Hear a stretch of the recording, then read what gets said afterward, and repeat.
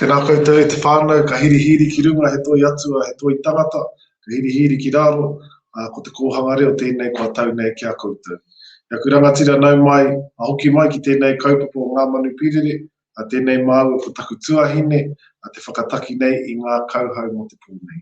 Ai, no reira, nau piki mai, nau kake mai, te iwi māke mai ki runga I tēnei kaupapa waka ira o tātou.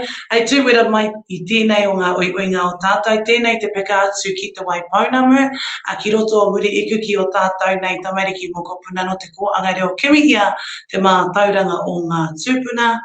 Te apina e taku tuahine kai a koutou te wā. Kia ora. Kia ora. Tēnā koutou. He wawata hime nei te tuatahi. Patua. Ai, ka pai. Kororia, haleluia. Kia ihoa mano. Ki te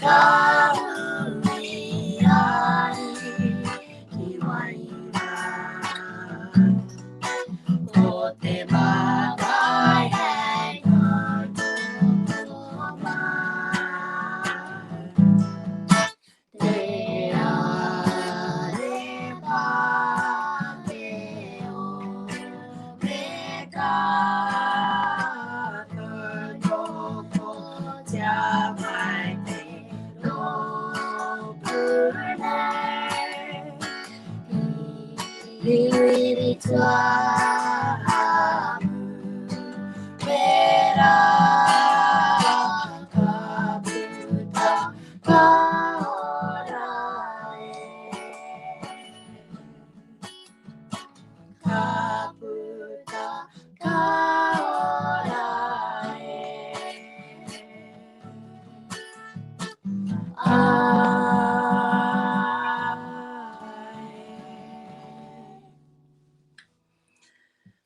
Ko te wawata, he wawata anō ne. Kai a koe Papatūānuku ai, kai a koe tukuna mai, ko tino mā tukuna mai.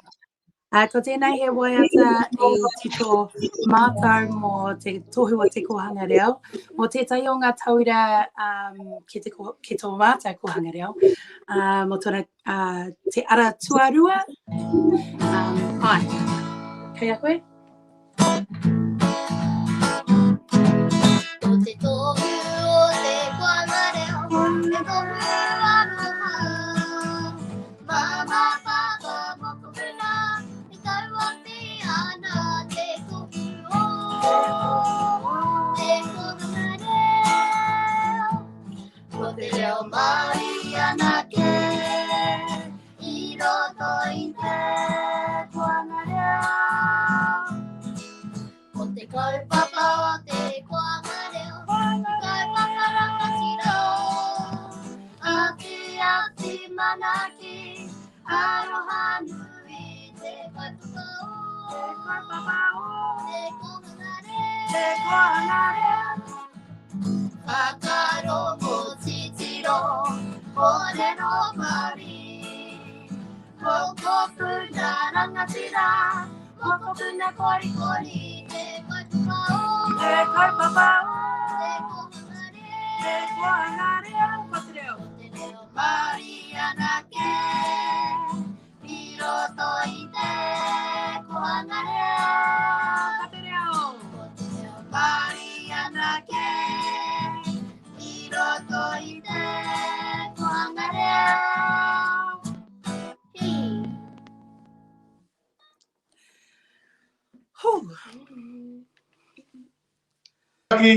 O te whare, ka nui te huro o te whare, I te atahu o te waiata, ka mutu I te whakatairanga, I te kaupapa o te pōnei, ko koutou, ko ngā mokopuna, me te tīori o te reo o te mokopuna. No reira, tēnā kōrua, ka hoki mai, kia kōrua āmuri ake nei, kia pai ai te whakawhānui I ngā kōrero. Kei te pai tēnā?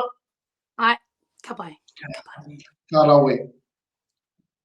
No reira, e ngā manu pīrere, tēnei te tuku I te reo pākura kia koutou, kia hoki mai ki te kāpunipunitanga o mahara. Koutou ko eke nei ki te taumata o tēnei mea o te Mātauranga. Koutou e piki nei i te ara pautama, ko te kaupapa o te pōnei, he whakanui i a koutou, he whakamānawa hoki i o koutou whānau, nā rātou koutou i manaki i tautoko i roto i ngā tau. E kore hoki a mahara e tawhiti, i a rātou kua mene atu ki te pū. Nō reira, ngā mate hoki wairua mai i tēnei pō, kia pai ai tō koutou rongo i te rōreka o ngā hua, o tira ngā whakapaunga kaha o koutou i roto i ngā tau. Koutou kia koutou e kōrihi e te ao, tīrama mai ko te rā, tēnei ko ngā kō parapara o Te Kōhanga Reo, katopa nei, kia tau mai, kia hoki mai ki tō koutou whare, tihei, mauri ora. Nō reira nau mai e te whānau ki tēnei whakāturanga pāpāho ina mata, a mata ora, atu i te pukapu o Pōneke, kia koutou i o koutou kāinga maha. Ka nui te hari o te ngākau ko hono mai koutou, ka ahua rua haora ngā whakahari i te pōnei, ka tīmata ake ki ngā karahipi. O te Mātauranga, mo ngā Manu Pīrere, o te tau 2021. Ko rani era propta tōku ingoa, no te maunga o hikurangi, no te awa waiapu, ka mutu no te tairāwhiti whānui. Tēnei, ka tuku atu te rākau kōrero ki taku tuahine. Tēnā koutou. Tēnā koe taku tuahine. O tino e me tonu ana ki o tātou nei pipi pāpāo. O tō tātou nei kaupapa i tūwhura i tō tātou nei poirunga i te tika i runga i te pono, i runga hoki i te reo rōkreka, kuima, korema, koroma, tēnei rātou ngā Manu Pīrere o Te Kōhanga Reo, o kimihia te Mātauranga o ngā tūpuna, te ahua nei ko puta e nei Manu Pīrere ki te ao, ko kumi i te Mātauranga o a rātou tūpuna, e whāreki nei ki mua ia koutou no o mai ana ki te kāinga me te manako ia, i nea te rangi nei ki koutou, ka rea roa ka mutu tātou i tēnei wiki e oama, ka tai atu tātou ki te mutunga wiki o te wiki pāke anei, o te wiki mahi, o te wiki pūtea, ka pai wāno tātou ki ngā ahuatanga o te noata i a te wānau, engari kauri atu tātou ki tēnei kaupapa ko wai tēnei no o mai nei. Ki ana te kōrero e rere kau mai te awanui mai te kāhui maunga ki tā ngāroa koau, te awa ko te awa koau. Tēnei anō e raukura no te maunga tito e o Taranaki, wai oki e mea i poipoi e te kutu māra mo te kota i tanga. Te mihi kawa atu ki koutou i tēnei o ngā pōnei tungane. Wai mari ai te no o mai ki tēnei te pā o arorangi atu i ngā mai nui waka ara o a tātou Manu Pīrere uri noa te motu, i wai mari ki te kai i ngā kai e ora nei ki tā te kaupapa o nei Karahipi no reira. Ai, tēnei te pakatau nei i a koutou. Ai te iwi, ke kaua e toro atia te paipa, engari he whakamārama wā mau ko shei mo te ahu o te whakatako tō ngā tohu nei. O tira ka reo rua ngā whakahare i te pōnei, ke kaua koutou e manawa pā mai o kukuia i Te Kōhanga Reo. Engari kia kaua te rahinga e whakarongo maina, e mātaki maina, e noho ki waho i ngā kōrero. O reira, koina te whakatau i te pōnei. I aku rangatira, mā shei te wahanga tuatahi e whakatau. Kia mohi o mai koutou, kei ahakua e hikaka ana ki te whakaatu i nei āhuatanga. He manu hau i nei ki nei momo mai. Kōrero. Nō reira, kia kaua kuki koutou, e taumaha i te pōnei. Nō reira, ka ngāwari te rere o te kōrero, kia pai ai te Māori o te whakaaro, i te Māori o te wai. Ano reira tautoko i awa kōrero, ia te wāranga uri noa i ngā motu koe a taku pātai tuatai ki o tātou nei wānau, ka reo rua, ka reo Māori rānei ngā wānanga.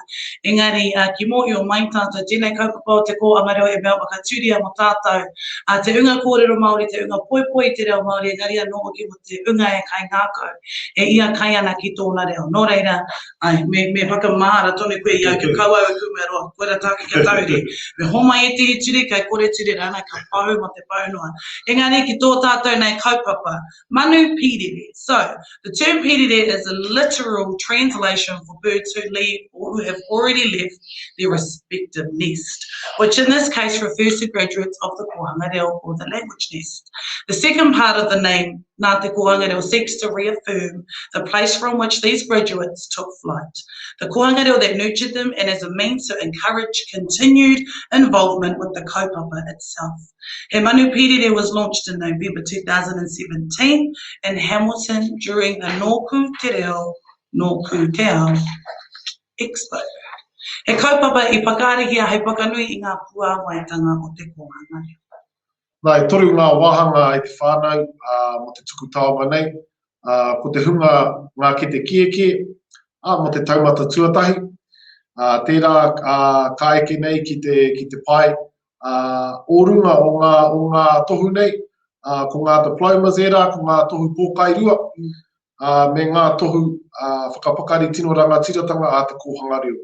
E rua te kau ngā tohu, ko tahi mano tāra, te uarao e nei tohu. No reire he huru mo ngā manu Pīrere nei kia pai ai tō rātou tere. Ai, no reira, ko te taumata tuarua ko ngā ke te pinga o koina ngā tohu pairua ara ngā masters. Ngā tuhinga roa e rima e nei karahipi e rua mano tāra te rahi.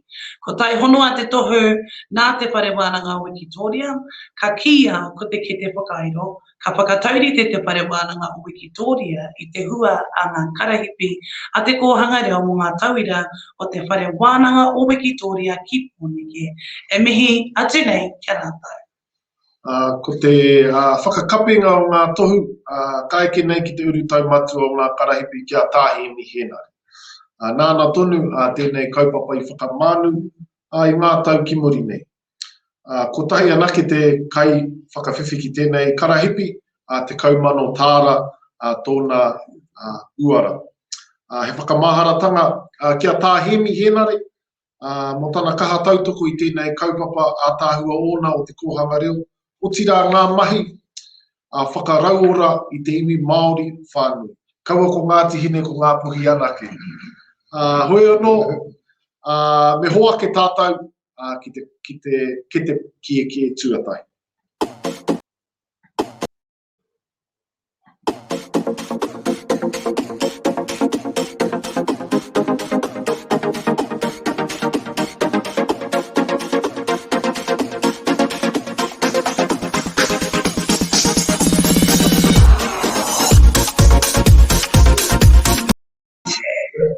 Rero, te Māori nei, ia me ara Te technology o te Kōhanga Reo. Kia ora. No reira, ko te wāna tuatahi e te iwi ko ngā karahipi, ngā kete kieki, koe nei, ngā pia, ngā ākonga tauira ka tahi anō ka puta ki te ao. Ko wehe mai te kāinga e mahi ana I a rātou paitahi ki ngā kura takiura, kura tini, ki ngā whare wānanga. Ngā kupawosan tēnei, mai a rahui pōkeka, ko tānui te waka, ko taupiri te maunga, ko waikato te awa, ko waikato te iwi. Ko hurahura, rawa ko wāhi pā ngā marae, ko Ngāti Pau, ko Ngāti Hine, ko Ngāti Mahuta, ngā hapi. He pīki mihi tēnei kia koutou te whānau o te Kōhanga Reo, o tōku whiwhinga I tēnei o ngā miharotanga o te Karahipi nei he Manu Pīrere. Ka awhi mai tēnei mōku me tōku whānau, kia haere tonu o tōku wharahi o tēnei o aku nei tohu whiwhi. Ki raro I te maru o te wānanga o Aotearoa, he korowai akonga, he tau tuatahi ahau mō tēnei o ngā mahi. He tamaiti ahau no te Kōhanga Reo o te kauri marae. Aku maharatanga o te kohanga nei, he kohanga hāhi e ki. Ko te maraira he marae o tā mātou whānau nei o te hāhi monomona. Aku mahara ko tā mātou kaiako I taua wā, ko nana wera naura, wahine a tāhua te rao ngā wahine. Ngā mahara hāta kihi rawa atu engari, tērā pia ka tohaina a kanohi nei te wā kātaia. Kare tēnei mō ēnei o ngā mahi a tātā. Engari, nei te mihi. Ko te tikanga mōku I te mutunga o tēnei, o aku mahi pirangi au ki te tuwhera he akomanga moa tātou tamariki taki wātanga, tamariki haua, kiraro i te maru o te ao Māori. Mā runga i tērā, pipi pāpau tonu ngā whakaaro o tēnei, engari hei te tau rua tau toru pā kua ki te kete Mātauranga. Nō reira, tēnā koutou te whānau o Te Kōhanga Reo, nei te mihi. Koe rā ko ngā kopa Wilson, tō tātou kai whakawhiwhi tuatahi mo te pōnei. He moko puna no Te Kōhanga Reo o te kauri. Whitu tau te roa tōna tūranga hei kaimahi ki taua Kōhanga Reo. Ki te Kōhanga Reo o kai tumutumu, e mahi kai riwhi ana. He kaimahi me ōna tau whakamutunga mo te tūranga tohu kai ako matua. Ngā kopa is completing he korowai akoranga, a Bachelor's of Education at Te Wānanga o Aotearoa. Ka pai no reira, tēnā koe a ngā kopa nei te mihi nui atu ki a koe te tuahine. Hoki aururua te ai o mahi katoa, kia ke panuku e ke tanguro koe i roto i ngā mahi katoa, wai hoki te kaua i tō reo rangatira ki te pai o angi tūhei oranga mō te apopo. Heoi anō, te kaipupi i tō tātou nei tohu tuarua, ko Holly Wilson tāna ingoa, huro Holly. Holly attended te Aiwa Waikato Kōhanga Reo at Kai Ate Mata Marae. According to Holly, Kōhanga Reo paved the way for her to be strong and unapologetically Māori. Holly is completing a postgraduate diploma in Te Tohu Paitahi so that she can relearn the language of her tupuna, tēnā koe tira whakaaro rangatira. So she believes that her experience in Kōhanga Reo is a tohu that keeps on giving. We move now to our third recipient, that being Morgan Bree Greening. Toa ko Manu kai te maunga, ko tākiti me te waka, ko nuhaka te awa, ko Manu tai te marae, ko Ngāti Kahungunu te iwi, ko Rākai pāka te hapu, ko Morgan Bree Greening tōku ingoa. I haere au ki te Kōhanga Reo o te wānanga wharetāpiri o Tākitimu, I nāia tonu nei, kei te tauwhakamutunga o te wharekura au ki te kurakapapa Māori o te arahau. Waihoki e mahi ana au i tētahi pepa ki te whare wānanga o Raukawa. Ko te ingo o tērā pepa o he diploma ki te Māori Law and Philosophy. Ko tētahi wheako e mahara ana au ki te Kōhanga Reo, ko māua ko tōku tino hoa, ko māua ngā tino ākonga o te Kōhanga Reo. E kore rawa māua e kohetetia e ngā kaiako, waihoki ko māua tērā e kōwhiringia ki te mahi ngā mahi katoa. Arara tērā pia koira tētahi o aku tino maharatanga me kei, tētahi o aku tino wheako i te Kōhanga Reo. Waihoki me mihi kātika ki taku Kōhanga Reo. Nā rātou tēnei wahine, tēnei kōtiro nei i poipoi, i manaaki, kia tae au te whaia te tikahurangi. Mā tēnei pūtea e tae ana te hoko i aku aku mea. Ko roa nei te wā au e whanga ana ki oku mātua te hoko i aku mea. Engari, mā tēnei pūtea e tae ana au te hoko i aku mea no te kura. O koa ke puka aha atu rānei kia tae au te eke panuku, eke tangaroa, i roto i oku mahi e whai ake nei.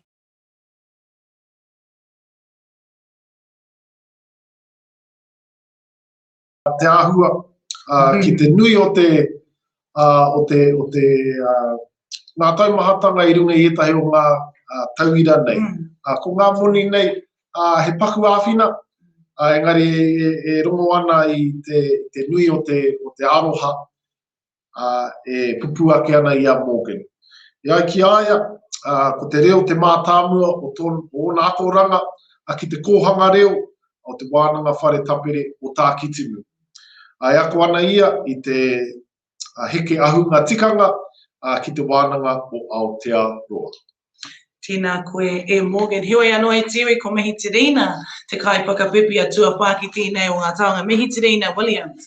Ako tāku e kauhau atu te nui o a rātou kōrero tā te mea ko e tihi whaiwā te tuku mai e tihi kiri atu e tihi kāri whaiwā. Nō reira te nui o ngā kōrero a rātou kei te kapu o taku ringa. Nō reira, e mihi Tirina Williams, tēnā rā mātu koe te tuahine. E ai ki ngā kōrero nei, he mokopuna o mua a mihi Tirina Williams i te Kōhanga Reo o te pūtake whakatupuranga. E honore nui nōna ki te noho ki ngā rekereke a ona rūruhi, ona koroheke o roto mai o te taim rāwhiti. Tēnā koe te tairawhiti. Kei te whare wānanga o tāmaki makaurau, e pātoro atu ana ki te ao o te Pākehā, ki te kaupapa o te mātai hinengaro. Hei oranga mō te tinana.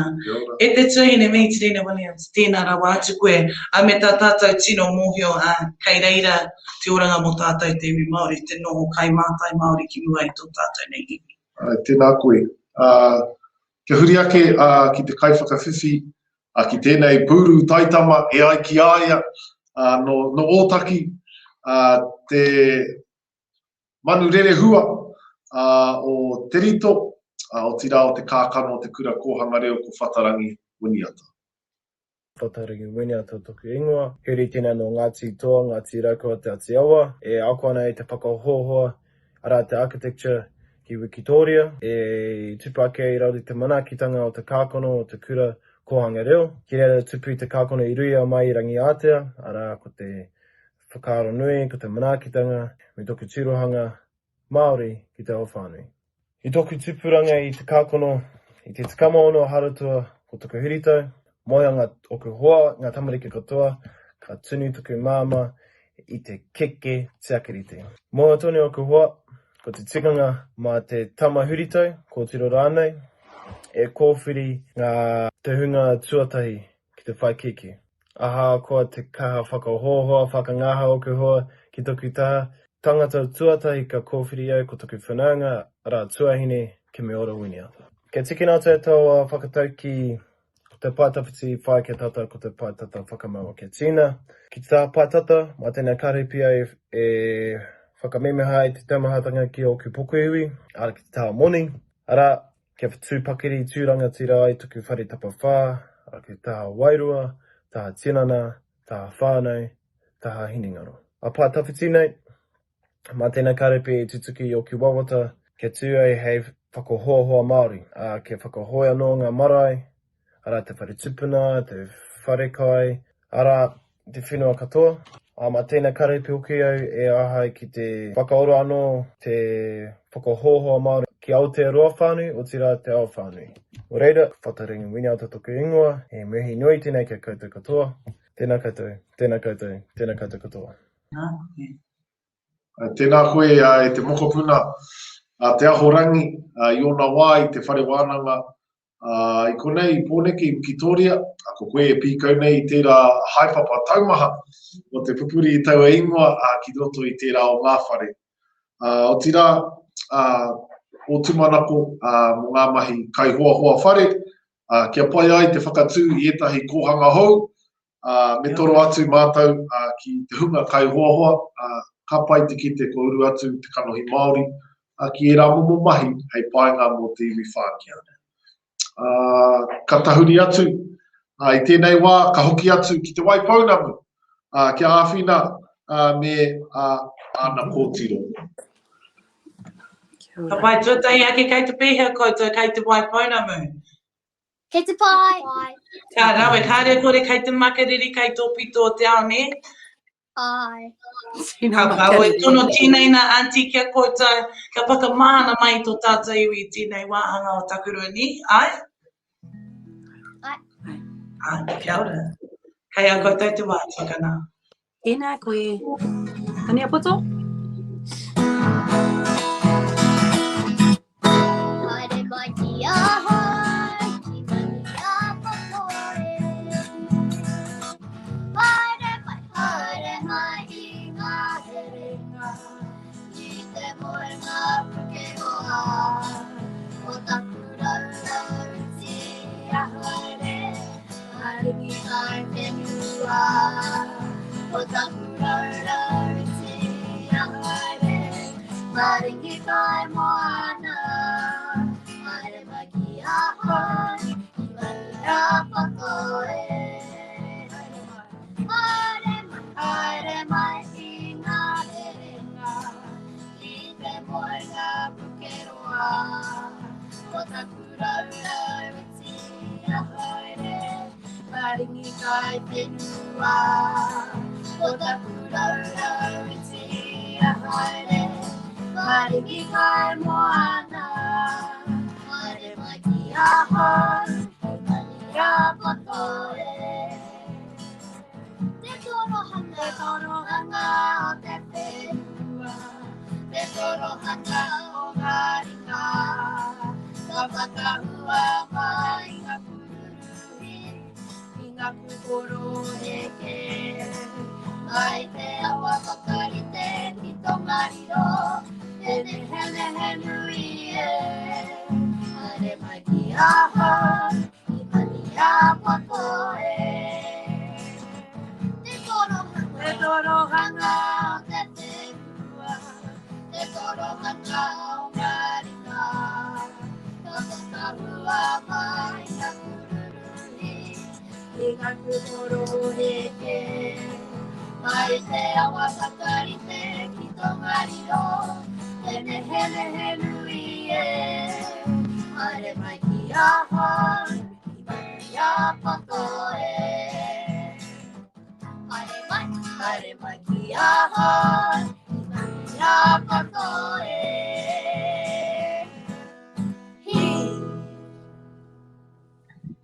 Tēnā koutou e aku pipi pāpai aku puti puti. Nō reira tēnā whakamohio mai ki te iwi a mātaki mai nei tira pia me pepehatia i a koutou anō. Ko wai koutou no hea koutou mo te hunga kāri tu wai mari ki aua kōrero. Wai. Kei awai. Tuakana. Oh, kei te pai koe, ka mohi o koe ki. Kei a ke kāra. Ki kāra. Ko te puho tamatea maunga, ko o maru te awa, ko takitimu te waka, ko kaitahu te iwi, ko katiwheke te hapu, ko wheke te marae, ko rāpaki te papakainga, ko Tiawhina tata tōku mama, ko Adam tōku papa, ko Aisha tōku teina, ko Kalai tōku tuakana, ko Kalani tōku tūngane, ko waiki. Ko Karahipi. Wai. Ka pirangi a Aisha te pakātu tōna whare nui ki a koutou. O wheke te marae ki rāpaki.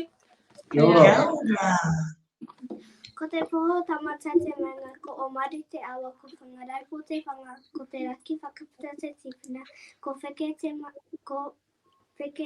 whare tipuna, ko ngāti wheke te hapu, ko ngā iwi.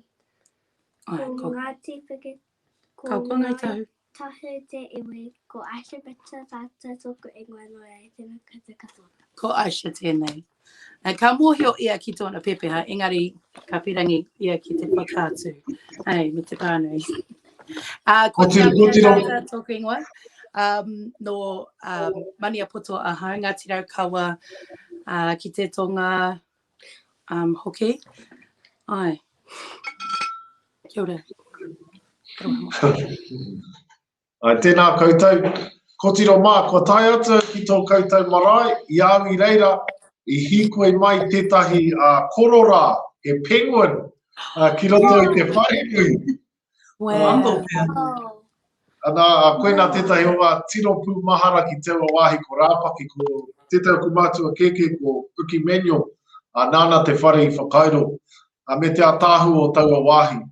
Hea etahi o ngā tino kai ngā kautanga ki te hunga tamariki pēnei i a koutou. Hea ngā mea e hira ai tō koutou o tēnei wā. Te waiata. Wai, kei te rongo i te atāhu o te reo waiata. I tērā wiki i mahi mau ko taku teina i te kurutake korero. Ai, he whakataetai kura. Ai. Oh, siara. I taitua toru ahau. I taitua tahi ahau. Ka nawe. Te wiki tuatahi o tērā wahanga ka tū rawa ki te whakataetai pūtaki kōrero rohe. Ira. Ai. Mo te wharekura o aro whenua, ko te wharekura o aro whenua te kura. I te rātou i tūtaki atu mātou kia koutou, me te miharo, kamutu ko hoki mai nei kei te kite i te whanaketanga. I roto i a kōrua, i roto hoki i tō koutou whānau.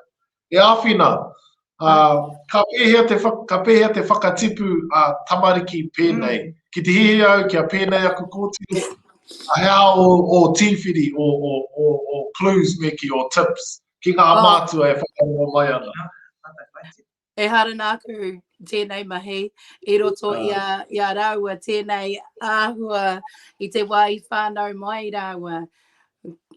Kei a rāua ngā pūkenga, ka aki noa ahau I a rāua, ki te waiata, ki te tūpakari, he koha mo te iwi, nera, he koha, but kāre aku tīwhiri mau. Well, kāre ko atu I a koe tuakana mo te poipoi o tamariki. Kai te kite, kai te rongo ki ngā hua ou, e poipoi nei I o tamahine kia tupu kia pūwai kia waiata ngātahi koutou. Kai te kite I tira āhuatanga, kai te ngātahi te hoi o te waka.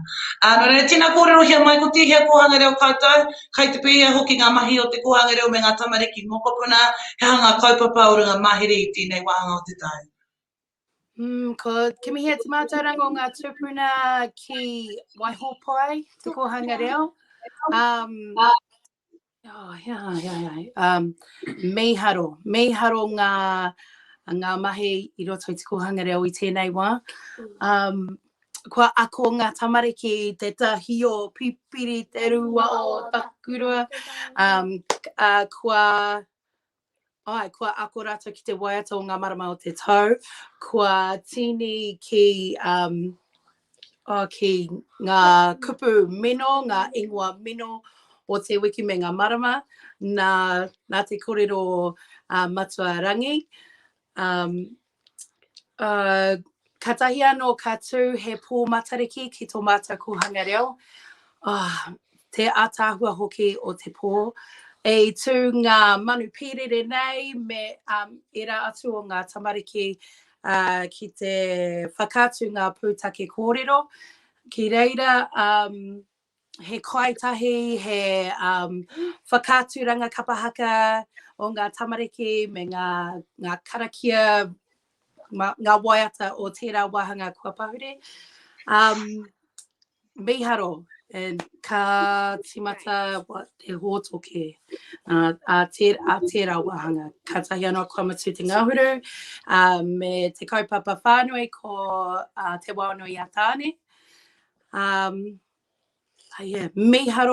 Miharo ka kua mau rātou ki ngā kōrero te paituku kōrero me ngā waiata hoki. Tino ātāhua ngā waiata whakarākei o te paituku kōrero I te ata, ko tērā te ingoa le. Ka whakarongo, o pai kia rātou te tiraira. Ko tērā te waiata, tino pai ki ngā tamariki, ko tērā he rite ki te waiata o moana, ne?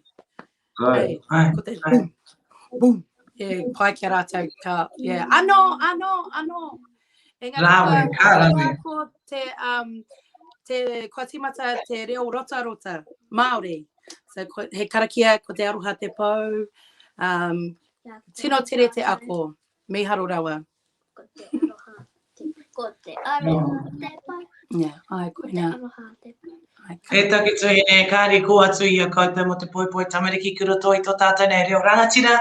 Kei te kite hoki ngā pukenga a koutou, e poipoi e puawai ai te reanga o a pōpō, ko ngā waiata taina e kōrero hia nei e koutou, te taha ki te pōro Mātauranga, nā ngā rangatahi koutou kei te kāinga kāre te moe o nā ngā rangatahi ake ngā manu pīrere o ngā kōhanga reo o ngā mokopuna, titihi ki kāmaki makaurau. Ngari nai a tonu nei ko aua tauira he tauira no roto o rua mata.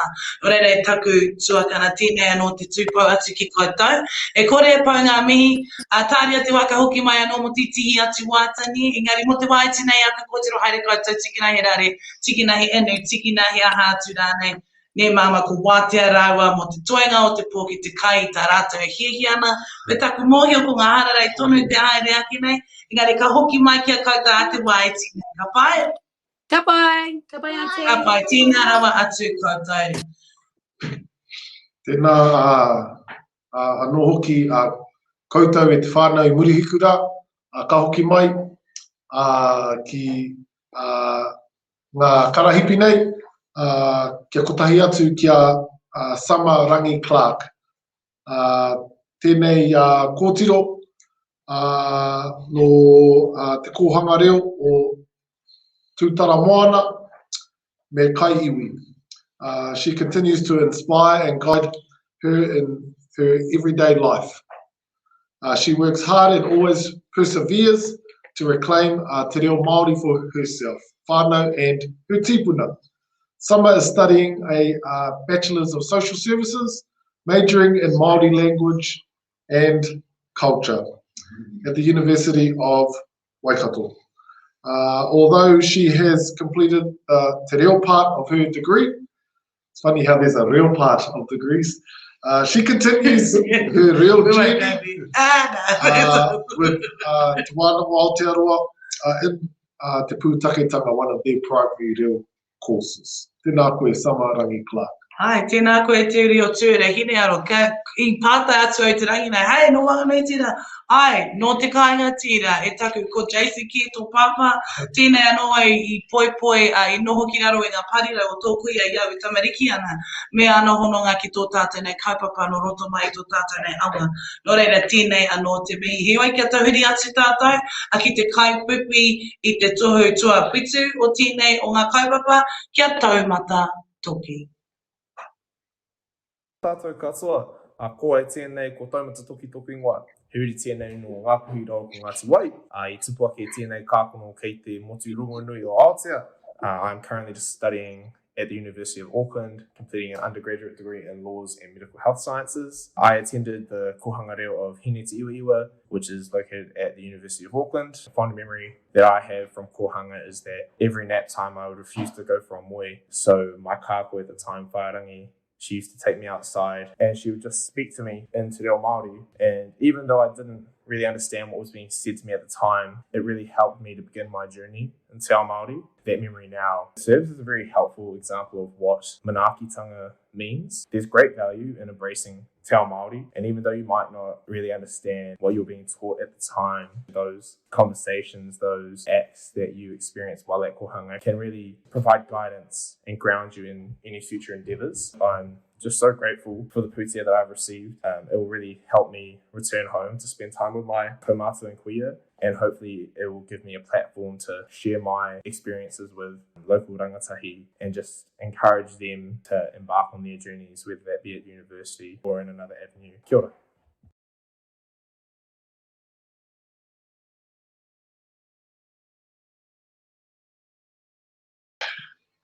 Tēnā koe taumata toki I o kōrero. Kia mohia mai tātou e te iwi. It was at Te Kōhanga Reo o Hine te iwa, where taumata's strong passion for te reo guided him on his journey to higher education. Taumata is completing a Bachelor of Laws and Medical Health Science at the University of Auckland. Kōhanga Reo has helped strengthen his relationship with te reo Māori, which he believes plays a vital role in the way tikanga and law interconnects. Ka pai. Kia haere tonu ngā kōrero, ka hui kia koe atareta, a Clausland jury, tō tātou kai whakawhiwhi tuawaru, o nei tohu, kia huri ki āu kōrero, ākau ki mai ki te whakamahuki I tēnei taha. Tareta ma Clausland jury, tōku ingoa. He ru tēnei o ngā te kaupata, ngā te awa me ngā puhi anō hoki. I'm currently at the University of Waikato and I am studying a Bachelor of Health, Sport and Human Performance, majoring in Community Health. I attended Te Kōhanga Reo mana tamariki. One of my best memories was, I guess, leaving, sadly enough. I had made such a connection with all these people, all the kids, all the kaiako. It just, felt like leaving behind another family. I had built such a connection with everybody. It felt like a second home to me, and I will always, be grateful for my time there. The pūtea that this scholarship will have helped me with, the textbooks for sure. Kia ora.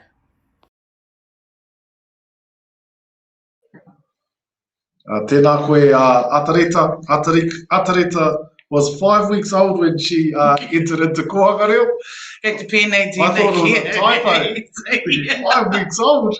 Okay, I pērā rawa te minaka o tōna whānau ki te reo Māori. Ka toka te tamaiti nei ki te kaupapa, ai ki te ana. I ngā hua, she began her journey through Te Kōhanga Reo o Mana Tamariki, and she continued on that journey at Mana Tamariki through Kura Kaupapa all the way to year 8. She continued her journey with Te Reo Māori and Te Reo Rangatira at Manukura.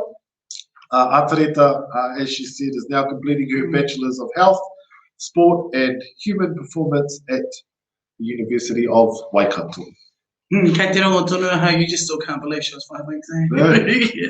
Well, ke moe mai tātou tēnei kaupapa Te Kōhanga Reo, kāre kore he whānau ko tahi e poepoe.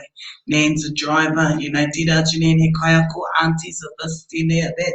But anyway, Māori, tātou te hunga I pēnei rawa te wai Māori, hi nei ringa rau pā o te kaupapa. Engari ka haere tōne tātou, te kaupapa atua iwa, karekau hekiri ata ona, engari anei ko ngā kōrero e hangai ana ki tō tātou kaipaka pipia. Tua iwa, kai pipi tua iwa. Ko William Hare tēnei.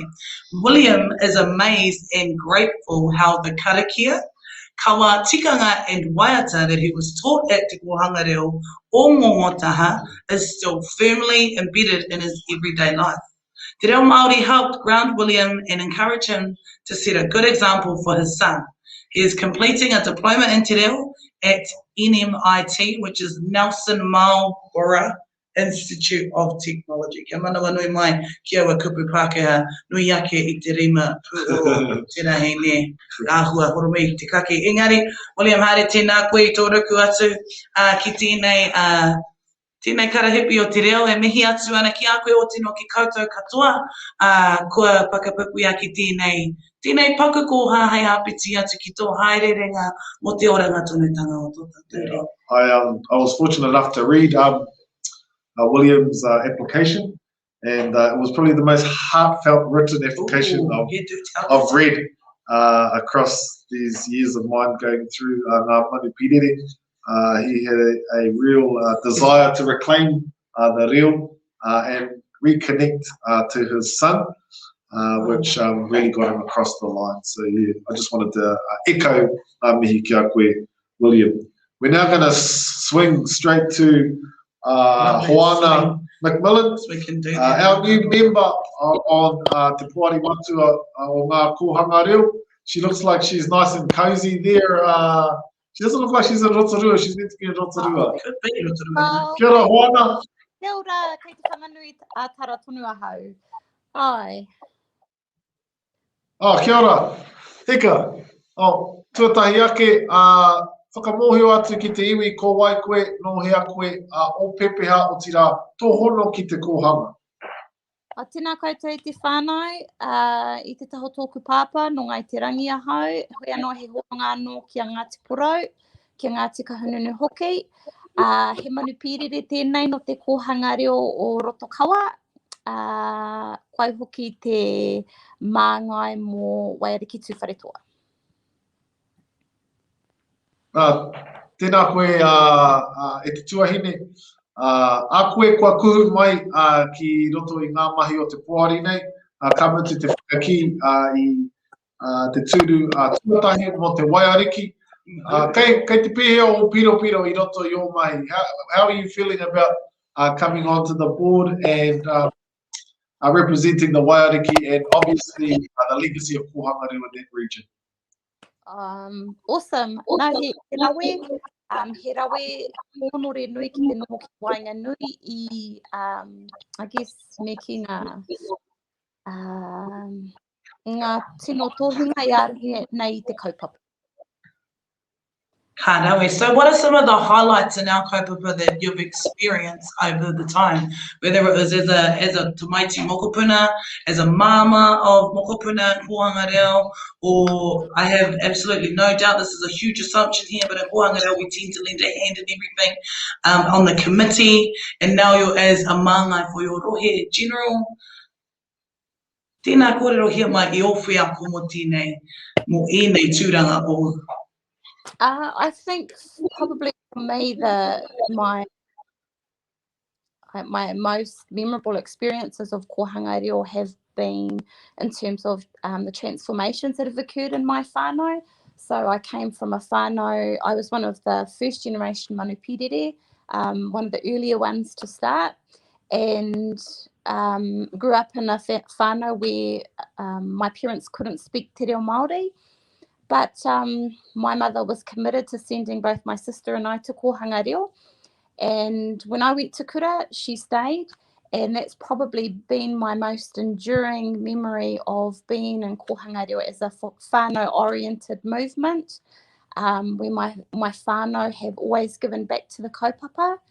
And so that's what I've observed growing up. I remember going to kura and coming home, and my mum was nowhere to be found, but she was at Kōhanga, or she would be at other Kōhanga Reo, helping out there. So I learned very early on as a high school student what it meant to be part of the kaupapa, but just very meaningful for me in terms of my that first generation,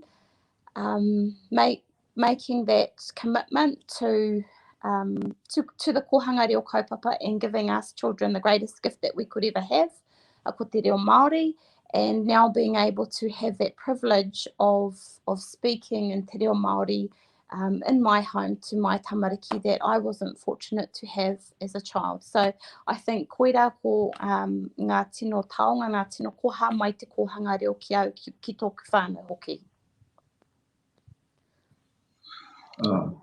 A tāhua tuahine, kei te rongo i te wairua o rātou mā, i roto i ngā kōrero o tira, te hihiri o te kaupapa, hāngai pū, ki tō whānau, ki tō ngākau, ki o ake tamariki. Hoana, you were well known in Kōhanga Reo, and also were a recipient previously of this these scholarships. Talk to us about your journey in education and what you're doing in a professional space, and how that might come back and be and help out Kōhanga Reo in some way. So currently I am an education lecturer at the University of Waikato. So I train kaiako and I teach tauira from in undergrad programs right through to master's programs. And I guess it's that opportunity to be able to work in that space and to see our Manu Pīrere coming through, but also thinking about kaiako who are going out into our kura and teaching our Manu Pīrere and kura kaupapa, and being able to influence that space there as well, and to be able to tautoko them in their journey. And in terms of my own rangahau, so I am on my own journey in terms of study ongoing, and I was fortunate to be a recipient in the past of the Karahipi, and really appreciative of it. During the early stages of my rangahau, I had two tamariki. They were 4 and 6, and it's been a long journey. They are now 12 and 14, and I'm nearing the end of that journey. But my rangahau is giving back to the kaupapa of Kōhanga Reo. It's the opportunity to be able to look at 3 generations that have come through, starting with our parents who began in the kaupapa. My generation as parents, and the mokopuna who are still at Kōhanga Reo, and to see how we as whānau view educational success, and framing that, really asserting our kaupapa as the Kōhanga Reo, and putting it out there ki te ao whānui that this is how we view educational success. So yeah, happy to be studying and giving back to the kaupapa. Te wahine I humānea ko koe taku tākana. E mihi ana ki a koe I pakawātea mai a koe te kōrero mai ki tō tātou nei iwi. Te rangatira anō I tō tātou nei kaupapa o te Kōhanga Reo. Before we do let you go, e te tuahine, are there any final words that you might have for any kaiako in Kōhanga Reo, for any mātua with babies in our Kōhanga Reo, or to our kaupapa in general? Hei, aki hei poi poi ni rātou. Te koutou ngā kaiako, me ngā whānau, te kaha koutou kia u ki te kaupapa. I don't think it's always an easy huarahi to follow if you're new, if you don't have that tautoko and support around you.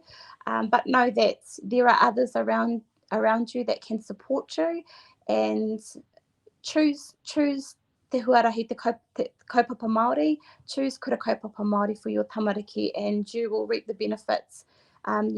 You will see immediate benefits, but in terms of that intergenerational transmission, there's lots that will come back to you. Ki ngā tauira e rangahau tonu ana, e rua ngā tino kōrero, tuatahi, te akina te whare tapawhā, tō hinengaro wairua tina ngā whatu manawa, ki te kore e taupai i rā āhuatanga, ka kore e tutuki pai te taha rangahau.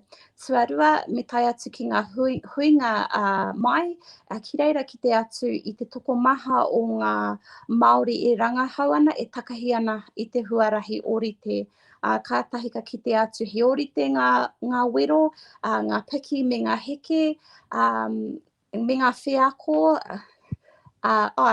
ki reira ka whai oranga ai koutou. Ana reira, koe nā hei kōka atu ki ngā kaiako, ngā whānau, me ngā tauira, ngā manu pīrere hoki e whai ana i te huarahi o te rangahau.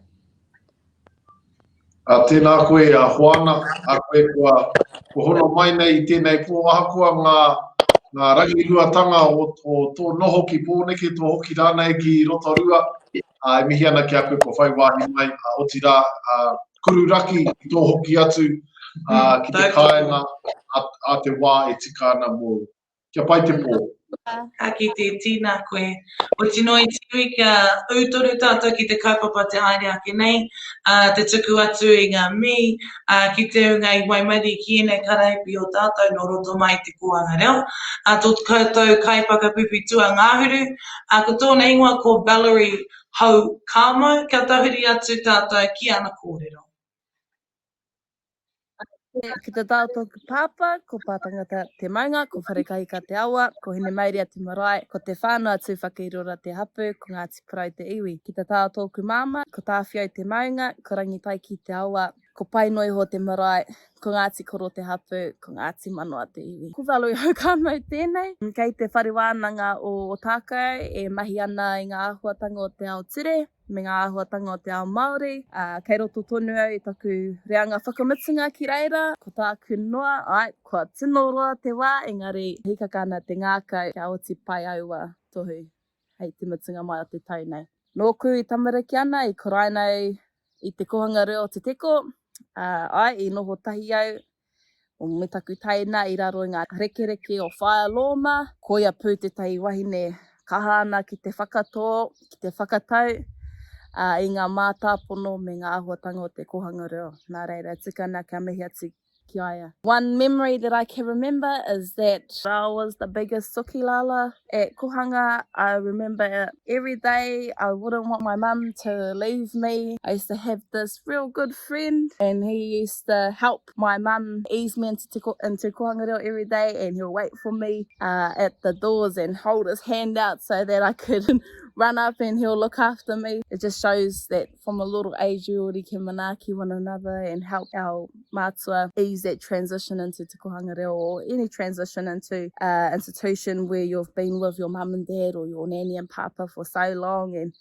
it's hard for them to leave you just as much as hard for you to leave them. So I'm really thankful for this karahipi. It's already past 3 minutes 30. I didn't realise your whole pepeha can take 2 minutes. Kia koutou te whānau, nei rau, ka mihi, kia pai te rangi, kia haumari ai te noho anō hoki. Kia ora.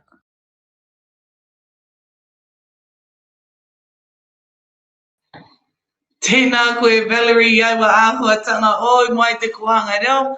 Pālolo mā anō hoki anei ngā hua o a koutou pukumahi, kei ngā ringa, kei ngā waiwai o tō tātou nei kaupapa.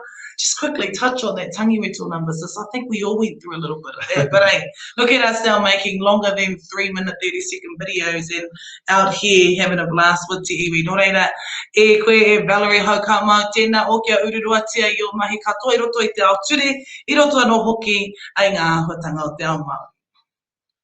Kia ko ke whakamua tātou e te whānau, ki roto o te aitanga māhaki me ngā puhi, tēnei uri o e rāiwi ko te karu o whakatihi Brown, i haere ia ki te Kōhanga Reo o awhi mai, kātahi ia ka neke ki te kura kaupapa, ki te whare kura o tokoroa. Mai reira, ka huri haere, ia i roto i ngā mahi o te Mātauranga, engari kua toka te reo rangatira me ngā tikanga o te ao Māori, hei tikanga whai, mana, hei tikanga tapu hoki, ki te manaaki ai i roto i tēnei ao. Kei te ako te karu, ngā āhuatanga o te ao ture, ki te wānanga o Waikato. E mihi ana ki a koe te karu. Ai, tēnā koe te karu o tino tēnā no hoki koe e sepa wairau tō tātou kai whakapipi atua ngā huru mārua, kia tahurea ke tātou ki ana kōrero. Ko sepa wairau toka ingoa, ko makakiri ko rangi reo ki maunga, ko rakauri ko kātina o ku awa, ko takitanu ko te arawa o ku waka, ko tuahiwi ko te ao ku marae, ko ngai tuahuriri ko ngā te marukukiri o ku haku, ko ngā tau ko tapu e koa ku iwi. Kei roto ai tuku tau tua whā ki te wharewānanga o Waitaha, i ako ana i roto i ngā kaipapa o te pūtaia o te taiao, te mātai ngata whenua, te reo haina me te reo Māori hoki. I haere ai ki te Kōhanga Reo te hohepa, i kua nei i o Taitahi. Ia e hoki mahara ana ki awa kawai mahara au i ngā mea maha pēnei te tākaro i roto i te mōnehunehu, te takaporepore, te ako i ngā wawata me ngā karakia hoki. Engari ko te mea e tino mai mahara ana hau, ko tuku kai ko a whaetiri. Ia i te Kōhanga Reo, ko ia tērā i tautoko he mnaki ana ia i roto i oku mahi katoa. He tamata hātakehi, mana anui me ngā kaumaha ki ia. Ka kite tonu au i aia i etahi wai konei. Nā wai ki ngā tuku kohanga o te hohepa i whakatakotoa i te toa papa māku hei angitu i roto te ao Māori i te ao Pākehā hoki. Ia roa, whare au i tino mōhio i te wai mari e tanga noku kia te paki i roto te Kōhanga Reo. Tai noa ki nei wā, ka puta te mōhio tanga ki au, ka e te nuinga o ātātā ngā Māori e mōhio ana ki te kuriro i te reo. Reira ki oku nei whakaro, he wā tino nui tuku nei tipurangi i roto te kohanga. Nā te mea i noho au me te reo Māori me ātikanga, e karapoti ana ia mo te wairoa. I nā nei kua pū mai tēnei taonga ki tuku nei whatimanoa. Ka tautoko tēnei pūtea i au, hei hari i runga i ngā haringa mo te kura, hei hoko hoki i oku pukapuka mo ngā karahi a te rauahanga. Nā reira, kauri mo te ngā mihi kia koutou, i whiriwhiri i au mo te karahipi, hei tautoko mai i au i roto nei tuku uranga i au i te whare wānanga. Nā reira, tēnā koutou katoa. E te mokopuna o te Kōhanga Reo o te hohepa tēnei te whare Kōhanga Reo tupu atu nei ki a koe roto i o mahi katoa. Mahia, Sapphire is completing a Bachelor of Arts and a Bachelor of Science at the University of Canterbury. Nō reira, e te tuahine ki kaha ki mā ki Manu anu i roto i o mahi katoa. Kia huri ake ki te kai whakawhiwhi tuanga huru mā toru, kia tū te ari te rauna Lamont, ngā tuahine this young Thundercat was one of our top students from Te Karahipi. He made his way in the World CrossFit Games and was one of our top leaders in Kapahaka. It's great to see him making his way in the field of obvious move towards Bachelors of Health, Sports and Human Performance. Human Performance, it's getting me. Human performance. Uru atu te ari ki te Kōhanga Reo o te tihi o titirangi. I reira i nohi ai, ngā pārekereke, o na mātua o na tipuna o tira tōna kuia. I reira i tukuna ai, e rātou, o rātou kete o te Mātauranga, ki ngā tamariki maha I kuhu ki tērā o ngā whare. He's looking at completing his Bachelors of Health, Sports and Human Performance and adding on to that a Bachelors in Māori Indigenous Studies to give him that full package through Te Whare Wānanga o Waikato. Tēnei no te tupua te kia koe. Man, we've got some beautiful, sunny people doing some beautiful, love it. sunny mahi, don't you think? Honestly, they say we're trying to be professional and do this, but as a kasi, tō tātou nei reanga e ruku atu tēnei mea te human performance anō hoki. Mihi kaua tuki koutou katoa i ngā wāhanga katoa e pāwhangia nei e tātou. Engari tonu te kawe hoki i tō tātou reo ki roto i nei āhuatanga o te pare wānanga. Engari ka haere tonu atu tātou, ko Christine Pētera tō tātou nei kai whakapipi atu a ngā huru mā whā. He kiri ata tōna, hei kai mā koutou a te pōnei te iwi. O ngā waka o te motu, tēnā rā tātou katoa. Ko Christine i rua te Pētera tōku ingoa, i te tau tōku māma, he kākahutia nei no ngā tika munu ki re taonga, i te tau tōku pāpā, he pūpū harakeke tēnei no ngā tikuri, he whetū no rangitāne hoki no ngā tīterangi whakaiwa. Ako tēnei tōku tau tātahi, ako ana i raro i te tautetanga o te whare wānanga o Waikato, e whai ana hau i tōku tohu paitahi mo te reo Māori. Me te papai hoki o tēnei whiako hou ōku. He tamai te poipoi, he tamai te atawhai tēnei i te Kōhanga Reo o te timatanga ki Manu rewa. I tino i hōku maharatanga, no koe pipi pāpau ana i te Kōhanga Rā, tā te iti o te pīnati, tapuwae. Engari, ko tētai hōku tino maharatanga, ko te kārongo i te ngākau nui no ngā kōka, ki te whakatō i ngā mātāpono o te ao Māori ki roto i a mātou ngā tamariki, e māma ai tō mātou rere ki ngā kura kaupapa. Ngā awatanga pia nei i te karakia, i a te ata, i mua te kai, te tū ki te tuku mihi, a hātu. Kātira kua neke atu i te kaumari matau, i nāi nei, no tōku putanga i te Kōhanga Reo, e whai tonu ana ahau.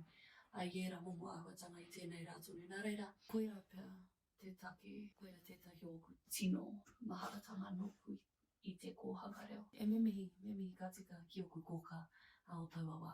Mai ora ki a tātou katoa. Te Kōhanga Reo, te tīmatanga, tēnei tō manu pīrere te mihi kauatu ki koutou, nā koutou anō tēnei poipoi, kia eke ia ki tōna tohu paitahi, e ako ana i raro i te tautetanga o te whare wānanga o Waikato no reira, e kore e paunga mihi, ki koutou kei ngā Kōhanga Reo, koutou ngā ringaringa ngā waiwai e poipoi tahi nei, i enei manu pīrere kia aha, kia rere, nā koutou anō nā rātou huruhuru i tūtui, kia rere ai koe nei o ngā manu ko mātou noi ho te hunga pahupahu nei, te hunga whiu atu i ngā pūtea, kia ngā wari ake te huarahi mā rātou.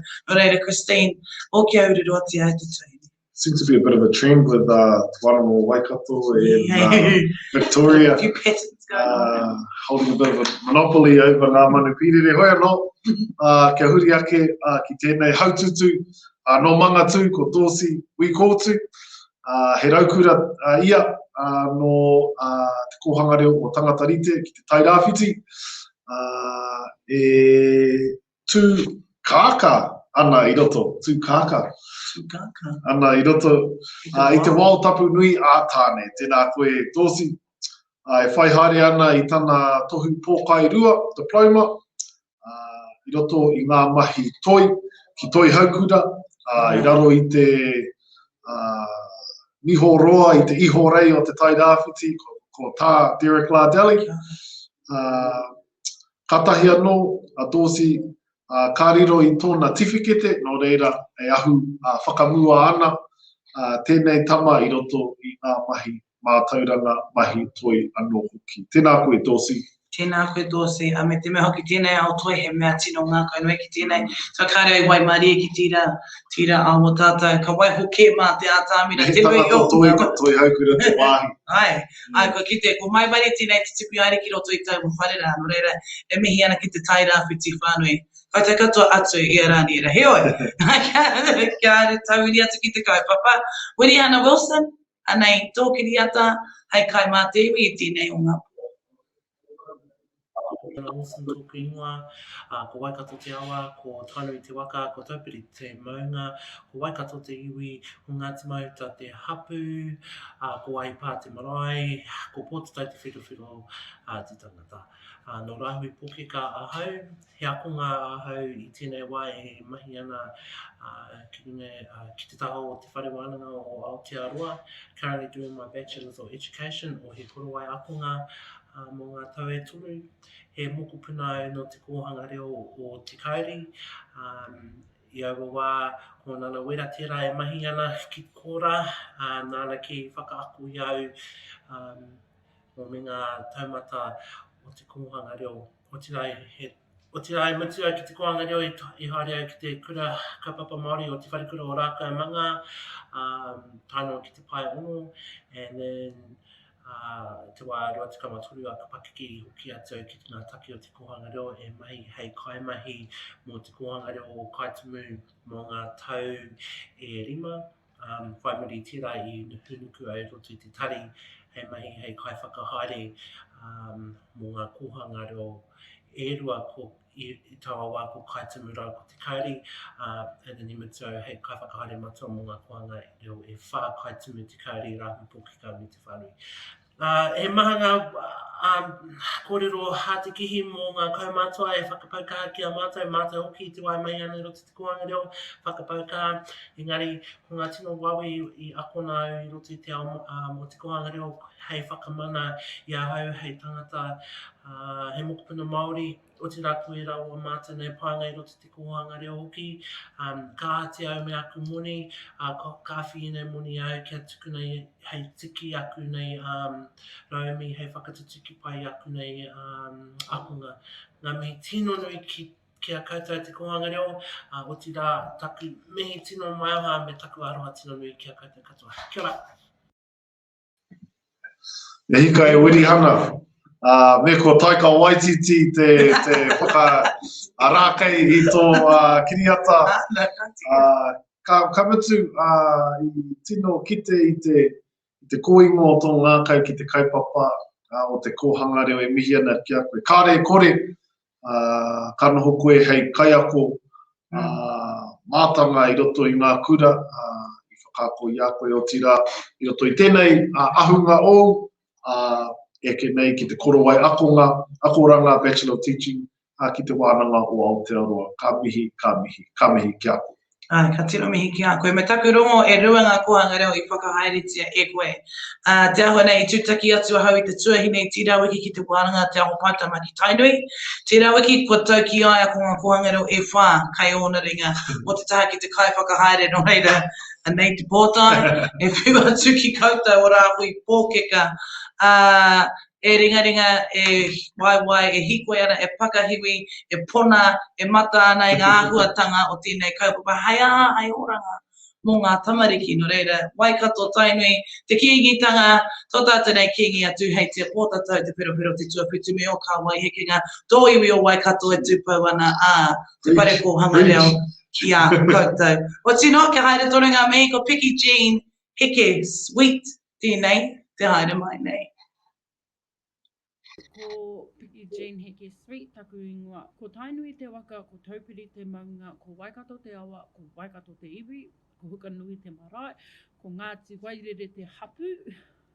I ko haina au ki te kōhanga reo o Pipi Whareurua ki tō tātou marae a hukanui. Ko aku mahi he kaiako au ki te kōhanga reo o te oranga o ngā kaupapa e mahi ana hoki au I taku whakapakari tēnei tau. E toru tau te roanga, ko tēnei taku tau tuatahi. Tētahi o ngā mea ka maumahara au I te wai te kohanga au, he kohanga whānau I tipu ake ki te taha o oku kuia, me oku kaihanga. Kei rai tonu ngā kuia I te wā pēpi au, e whakaako ana I taku tamāhine. Ko tētahi o ngā mea me ki life lesson, I whakaki mai ki au ko te whai o moimoia, aha koa te aha. E harai te mea ko te kōhanga reo toku tino moimoia, I te wā I te kura tuarua au. Engari, whai muri mai taku te whānautanga mai o taku tamāhine, pirangi au te whai te huarahi o te kōhanga reo. I pēhea tēnei moni I awhina au, I hokona au he waka hau, kia taia au te haere ki te mahi, te haere ki ngā wānanga, kia haere ki ngā mahi o te whare me ki te kōhanga reo trust ka tāte e hau atu ki reira, mahi aku mahi. Tēnā tātou, kia ora. E taku tuakana e mihi atu ki a koe e nei ahotanga me taku mōhio ki te marika hau i a koe te rā tuaki. I ai ki ngā kōrero i moana he pakapakiri o pukenga mahi me o pukenga kōrero ki ngā mokopuna e te soihine kai te rongo e whanake haere o mahi ia miniti o te rā. Mai te rā tuaki toinua ki tēnei te kiti atu i a koe i runga i ngā mata he kauhau atu ki tō iwi Māori i o tino wawata nui e tiro mihi ana ki a koe Vicky Jane. Sweet. I loved how she brought a car with her karahipi. That's a real real practical, very practical. How else are you going to get to class? Exactly. So there's real benefits in these karahipi for our Manu Pīrere, and we're just so fortunate to be able to give them out each and every year. Yeah. We're also looking at increasing the scope of our karahipi, but I'll just press pause on that one for now. And we'll move into the hiku o ngā karahipi tohu paitahi i te rānei, kia Stevie Thokolich. I was going to say chocolate. I'm quite peckish at the moment. Koe anō Stevie, ka huri ake ki tō kiriata, hei kai mā te iwi te tōnei. Taputu ki te moana, māwai e tō, mā te reo Māori e tō, mā te kōhanga reo e tō, māku e tō, ko Stevie Ray Thokolich tēnei, he uri whakaheke no te awa o ngā rau taniwha, ko wai ki atu, ko waikato, i tipu ake au ki roto o pipu wharaurua, kōhanga ki Hukanui Marae, ai tāwharautia nei e Ngāti Wairere. Kei konei au ki o te poti, ki o tākau, e whai ana i te tohu reo Māori, me ngā akoranga o ngā iwi take. Koinei taku tau tuatoru, ko te manako ia, ka whakapōtaihia, hei te mitunga iho te taunei, pai ngā akoranga o tēnei kōhi, o tira ngōna hua mo tōku iwi. Ko tētei o ngā tino maharatanga e pū, e titi nei ki a hirikapo, ko taku kaha tohe, kia ruruhi wā, kia koroheke mā, i te wā o te moe ki ro kōhanga reo, i te mā i mōhio pūahau, i te wā o te moe, koira te wā e huaki ai ngā tiakarete, ngā pihikete, ko au tērā, e noho ana ki te tēpu, e kapu te ana ki te taha o oku ruruhi, oku koroheke, ki reira are taringa atu ai ki ngā kōrero, nā kona i mato ai te tupu o tōku reo. Te reo e rere nei ai ki ana te reo o Waikato. Mo te pūtea hei tautoko i au i hoko rorohiko hau, te mā i hemo o tōku rorohiko. I ngā wiki tata nei, nā reira ai. Te maringa nui o te ngākau, me ngā oha ki a koutou katoa, kei te pai kōwhiri, tēnā koutou katoa. Ai, tēnā koe Stevie Thokolich. O tira, ngā mahi nui o i roto i tō eke ki ngā taumata o tēnei mea te reo i te wānanga o tākau kei te mihi kia koe.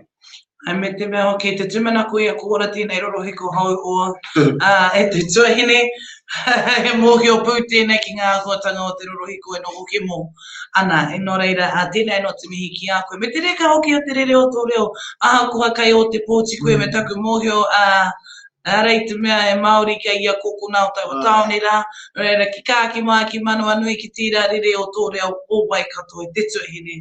Ai āpiti atu ki e nei Manu Pīrere e waimari ana te pipi e nei o ngā taonga o tātou, ko hine moana tautari tēnei, te haere mai nei. Tēnei no ngā puhi, ngā tihine, te whanāpanui anō ngā te praunoki. Tēnei au e hakaoti i tōku tau hakamutunga ki roto te akoranga te toi o Ngārangi, Bachelors of Māori Visual Arts ki roto o Toihau. Ka iputa mai au mai te kōhanga reo o Whirinaki, ko ētahi o ku tino mahara mai te kōhanga ko te ako i te reo, te tākua tahi me oku wā, te waiata i ngā tini waiata no ki. Tēnei rā te mihi kia koutou mo tēnei karahipi, ka tae e au te hokona i ngā taputapu mo oku mahi toi, ka tae hoki, ki te hoki ki te kainga, ki te kiti o oku whānau. Nera te mihi.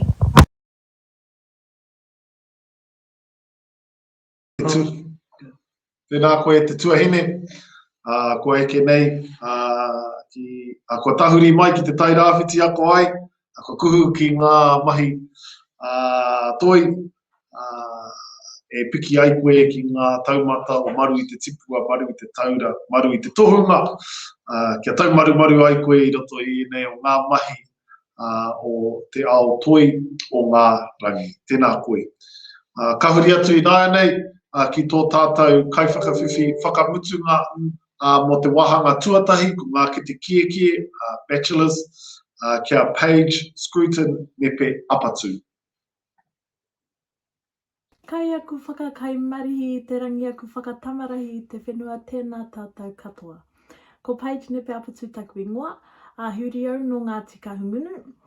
Kai te wharewananga o Wikitoria au i tēnei wā e whakatutuki ana i taku tohu Bachelor of Arts i roto i te Criminology, te reo Māori me te Cultural Anthropology. E mua i tā tātou koke ki ngā kōrero he heahea nōku te tuku i ngā mihi ki te tari matua o ngā kōhanga reo.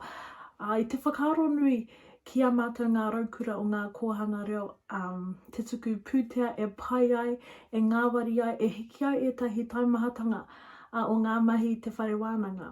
Nā reira, kei aku amo kapua, kei aku rangatira tēnā koutou.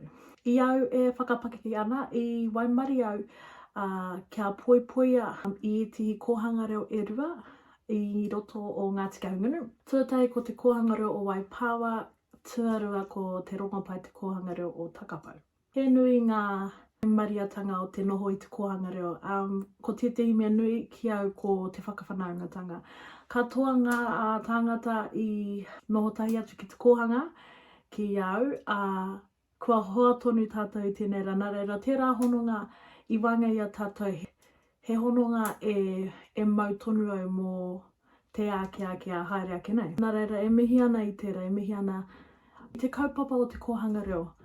Kua waimaria au mo te tipu i te kōhanga reo. Kua waimaria hoki au ki anō ki te kōhanga reo, te whakahoki ki te kaupapa nānau i whakatangata. Tuarua, kua waimari au, te riro i tēnei pūtea, e mihi nui ana. Ko tētahi o ngā whakamahinga o te pūtea he utu ngā akoranga mō te tau e kainamu mai ana. Taku tau whakamutunga ki te wharewananga. Nā reira, mā tēnei pūtea au e hāpai, e hiki e te taumahatanga ki runga i au. Tēnā tātou.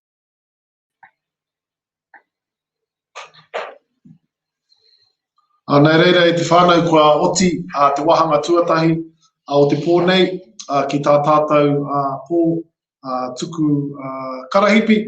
Kua huri atu i nāi nei ki te taumata tuarua ki ngā masters, ko ngā ki te pīngao i nei.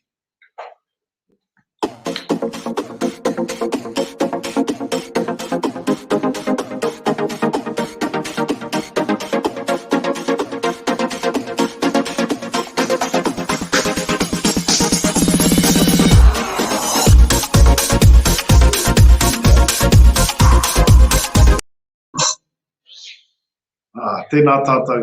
Ko ngā ki te pīngao, ko te pīngao ko ngā tuke mata o tāne. Ka tipu te pīngao ki te taha moana. He tohu anō i te wehenga o te taia o tāne mahuta rau ko tangaroa. Ki konei ka kitea te Moana-nui-a-Hora e karangana. Ko te Aotearoa e kāna panapa mai ana. Ngā ki te pīngao are sturdy plants that grow in the sand dunes near the ocean. They mark the separation of the domains of Tāne, god of the forest, and Tangaroa, god of the sea. It also signifies time when a person is ready to venture into the big, wide world. Tāpunga nepe, he mokapuna no te kōhanga reo rongo whakāta ki tūranga ki te tai rāwhiti, ko rongo whakāta me ngai tā manuhiri ngā iwi, ko ngā timaru me kahutia ngā hapu, ko pakatōra ua komuri wai ngā marae. E ka tapunga, tēnā rawa atu koe. Kia ora, Chief. O tira kōrua tahi ko te tuahine. Te mihi ana. E hika, i roto i ngā tau, kua kite, i ngā whanaketanga o i roto i ngā mahi o te tiaki taonga, engari i mua i tō tātou kuhu, ki e rā kōrero. Kōrero mai, he manu pīrere koe no te kaupapa, hea o maharatanga o wheako, me ki etahi o ngā kōrero, nō i te kōhanga reo, i a koe e tipu mai ana. Kia ora. He nui ngā maharatanga, bro. Me pēnei pēr te kōrero ko au te tamaiti hautiti o Te Kōhanga Reo. Tika, kōrero. Ko aku kuia, ko aku kōkai. Engari, he tere no rātou, heo ia no ahakoa he kiritahi. He tere no rātou ki te whiu, i enei rā, kua whakatūrengia kia kore e Pākehā te tamaiti. I enei rā, ko ngā mātua, ko ngā kaiako heaha. Ka pai atu te wairua i ētahi wā ki o rātou wake tamariki mokopuna, tērā i ētahi atu.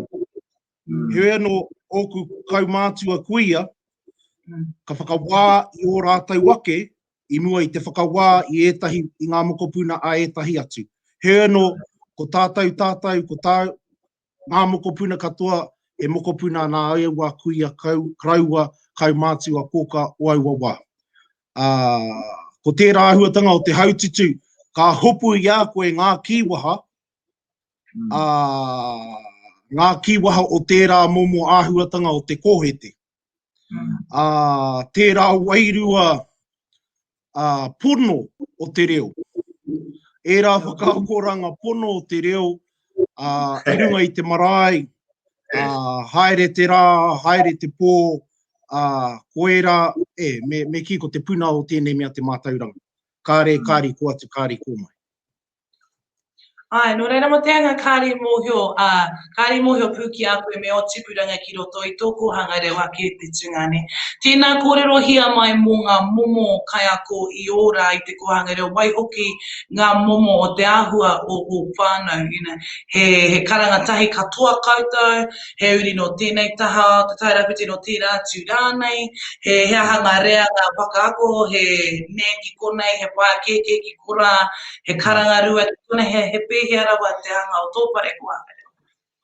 I aua wā i te huatakitanga o Te Kōhanga Reo o rongo whakata i te mea i muri mai ka tū he Kōhanga Reo ki ia marae o Manu tūke. Hea no i huataki ake te kaupapa o Te Kōhanga Reo ki roto o rongo whakata ki runga o whakato. Hea no ko ngā tamariki mokopuna katoa nā reira i pērā ai ngā kōrero. Ahakoa no te hea pāhara kike no te hea whānau. E mokopuna katoa nā ua kuia. Me taku tangi anō ki tērā hunga. Tērā hunga o tēnei mea te rangatiratanga. Koe nā ki aua nei te whakatīnanatanga o tēnei mea te rangatiratanga. He mōhio whānui, he mōhio whārua kāri whāiti noiho ki tōna ake pāhara keke. Hora pāna ki ngā pāhara keke. E ki nei te kōrero, e tipu whakaritorito te tipu o te hara keke.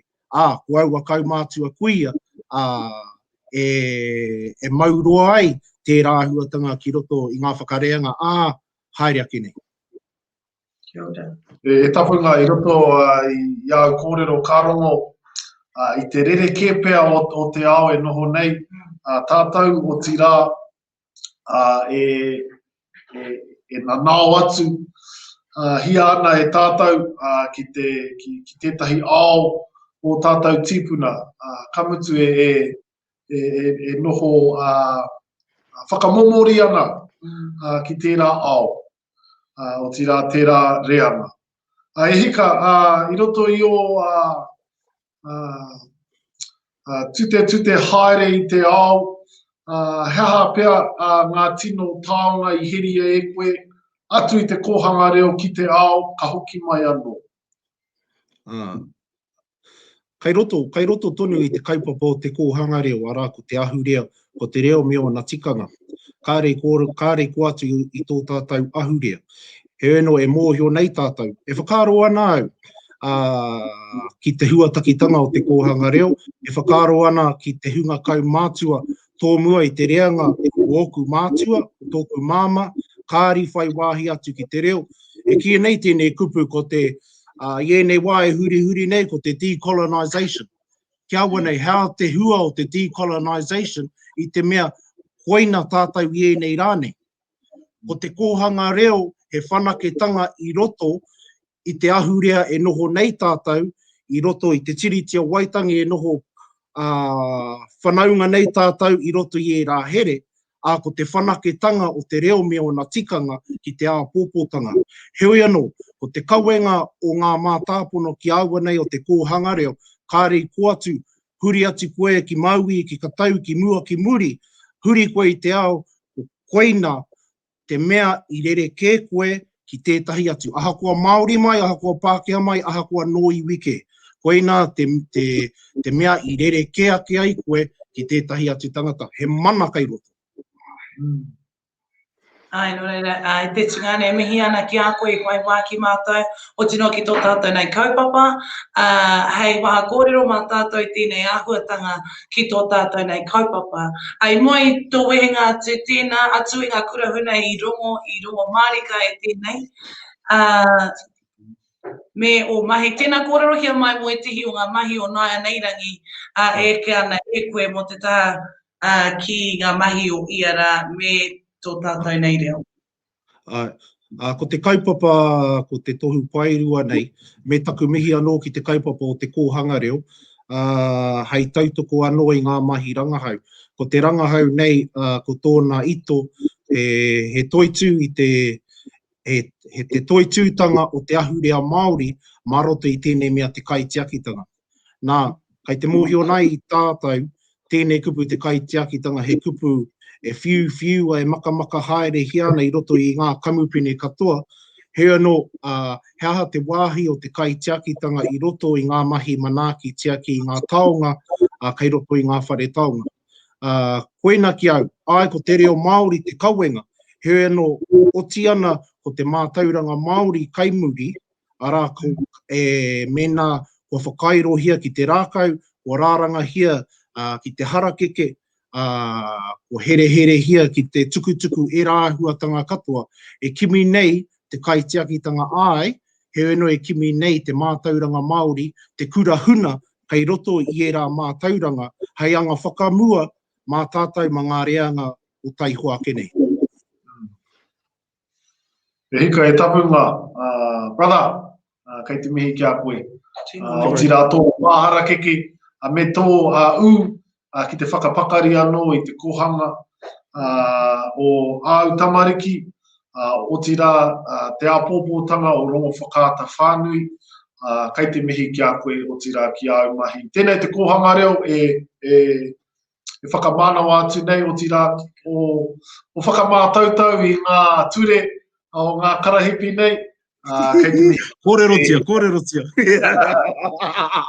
Whakawātia.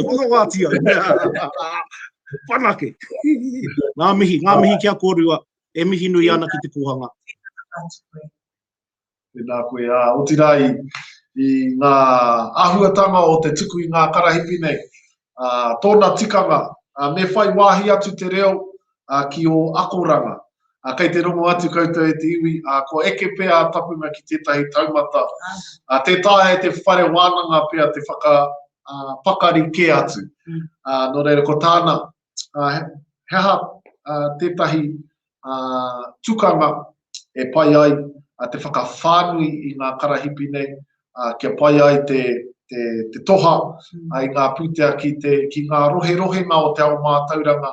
Kei te noho pūhara pēa te ao Māori, ko te tangata nei a tapunga, eke nei ki tāna tohu pairua i roto i ngā mahi tiaki taonga, i roto i ngā whare taonga. Nā, ko tāu e mōhio ana, ko tātou te iwi Māori e tahi wā, kāri te tino whai wāhi ki e rā, kōrero e pāna ki a tātou ake taonga. No reire, tapunga a toitu, kia koe o tira ki o mahi.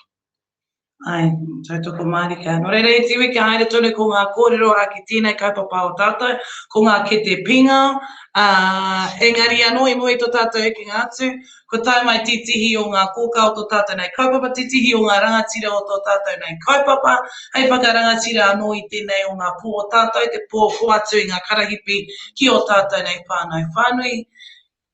E te kōka e koe tēnā rawa atu, koe nau piki mai, nau kake mai ki runga i tēnei āhuatanga o tātou. E koe e moi hau, te patu pai o rehe o Hikurangi Maunga, tēnā koe. Tēnā koutou, tēnā tātou i tēnei wā o te te makariri, te makariri. Ah. Te marangai, te kōwhiwhi o te hau, ka mau ke tue. Kei te kāinga koe, kei whia ki rānei. Kei pōne ke nei au, kei konei au taha e tahi o ngā whanaunga e ope ope tiana. Kei konei au e whakapau kahana i roto i e nei o ngā peka o te whānau. E kui e moi hau. Rātonu au i te kāinga, ko mātau ko tōhoa ngā hiwi me ngā mokopuna i mātahi o te tau marae e whakaora ana tērā o tātou marae, te mātahi o te tau. Kia ora, kia ora.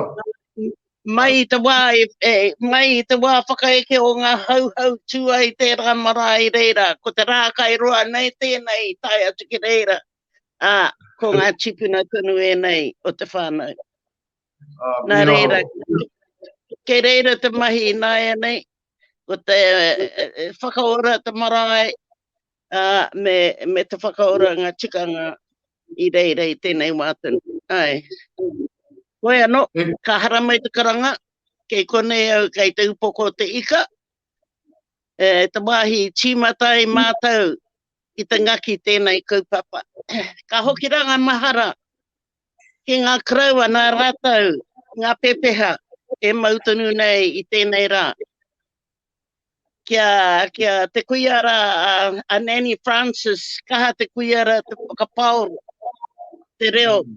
No ngā pēnei te rangatiratanga o te rangi.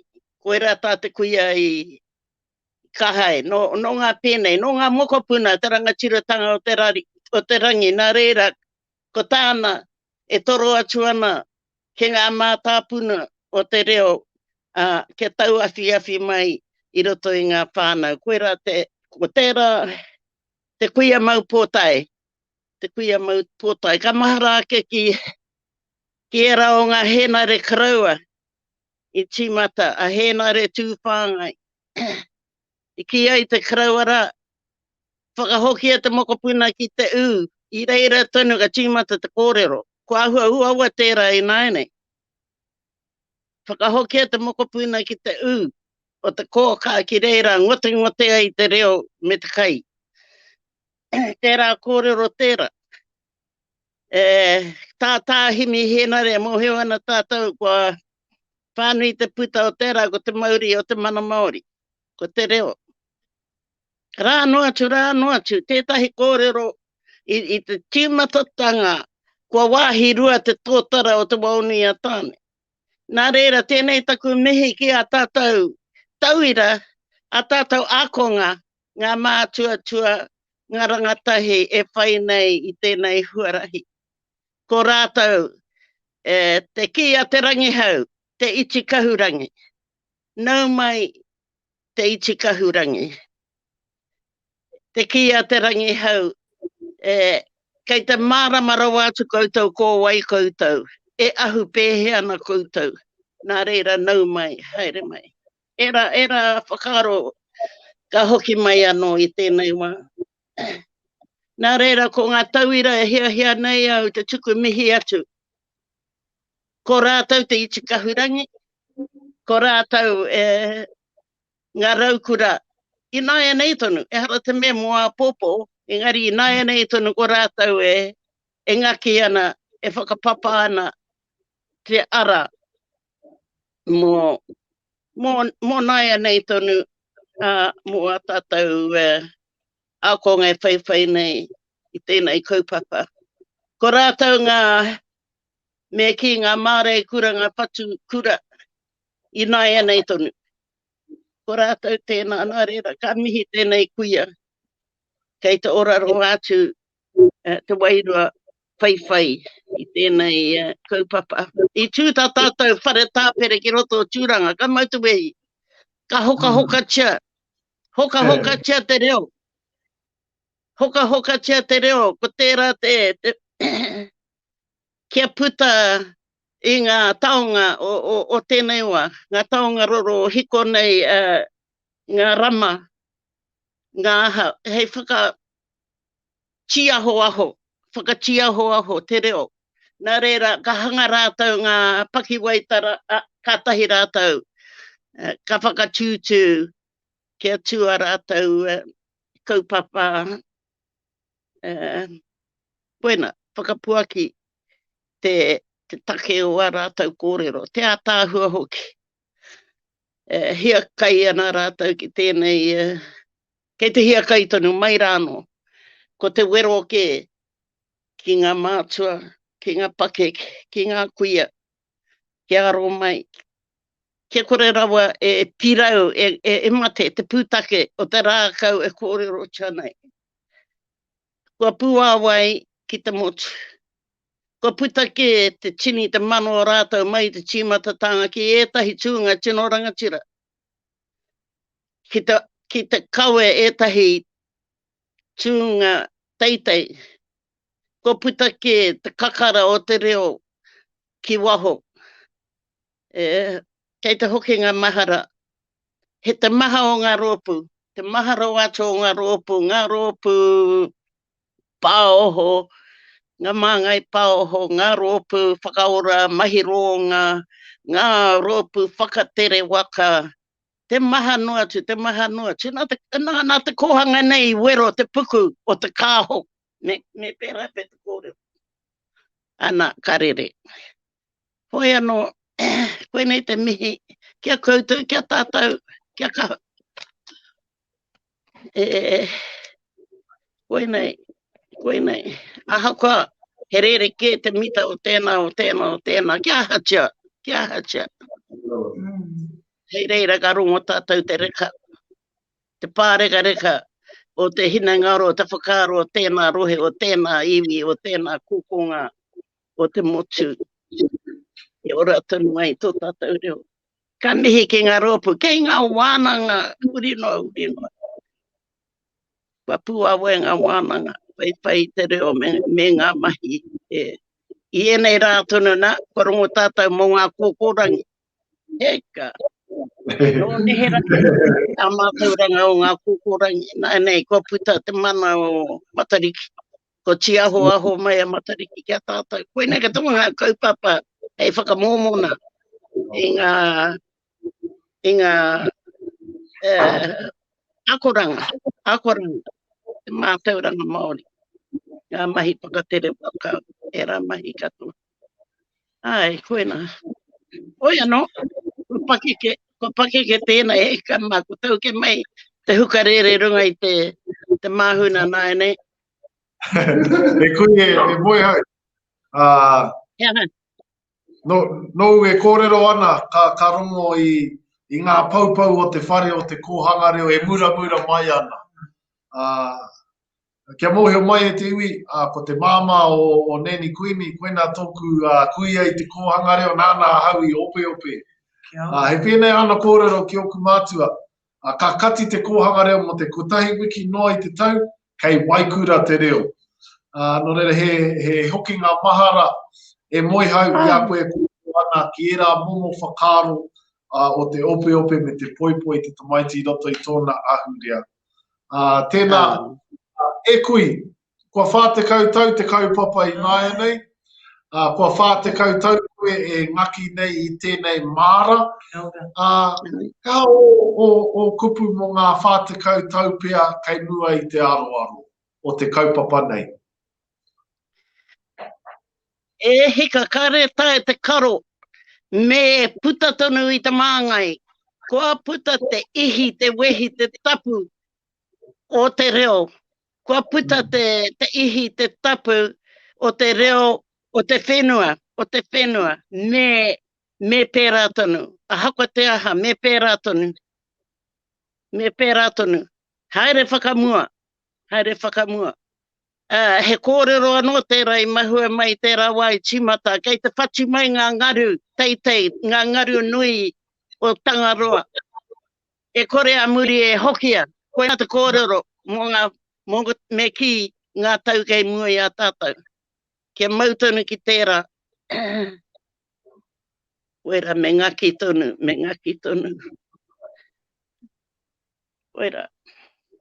No reira, tēnei te tūpau ki a koe me tō pakarea ngai koe e, nā koutou te tohe nui I tohe, nā koutou te hui nui I huia, hei oranga koe nei ko ngā kākono a koutou I tō iau warangi e pua wai rawatia I tēnei o ngā ao. Me tā tātou o ati ki koutou ko tō reanga, ka ora tonu tō tātou reo.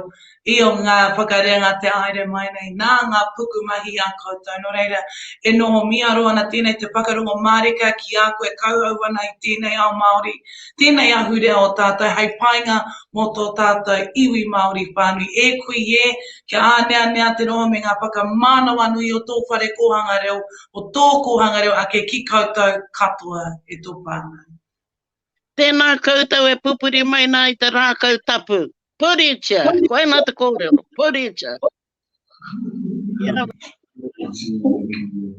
I got a bit emotional then, Shai, ia kuia e kōrero ana. I was just a little bit fangirling too, if I'm going to be totally honest here. You know, I will momo I roto te hōkai a te ture. Te hōkai a te Ko ture. te taki atu. Tātou e te iwi, ki tērā manu whakarere hua o Te Kōhanga Reo. Kia tahuri atu tātou I dainei, kia tia nepia sua, no rongo whakaata, Ngāti Porou, koera o na iwi, ko Ngāti Maru, ko te whānau atu whakairiora o na hapu, ko te pāhau, me manga hānea o na marae. I whāngai hia ia ki te Kōhanga Reo o Muturangi. I kuraina ki te kura kaupapa Māori o Aranui, o te Aranui ki te whanganui ātara. Tēnā koe tia, nau mai, kuhu mai ki enei kōrero, tēnā koe.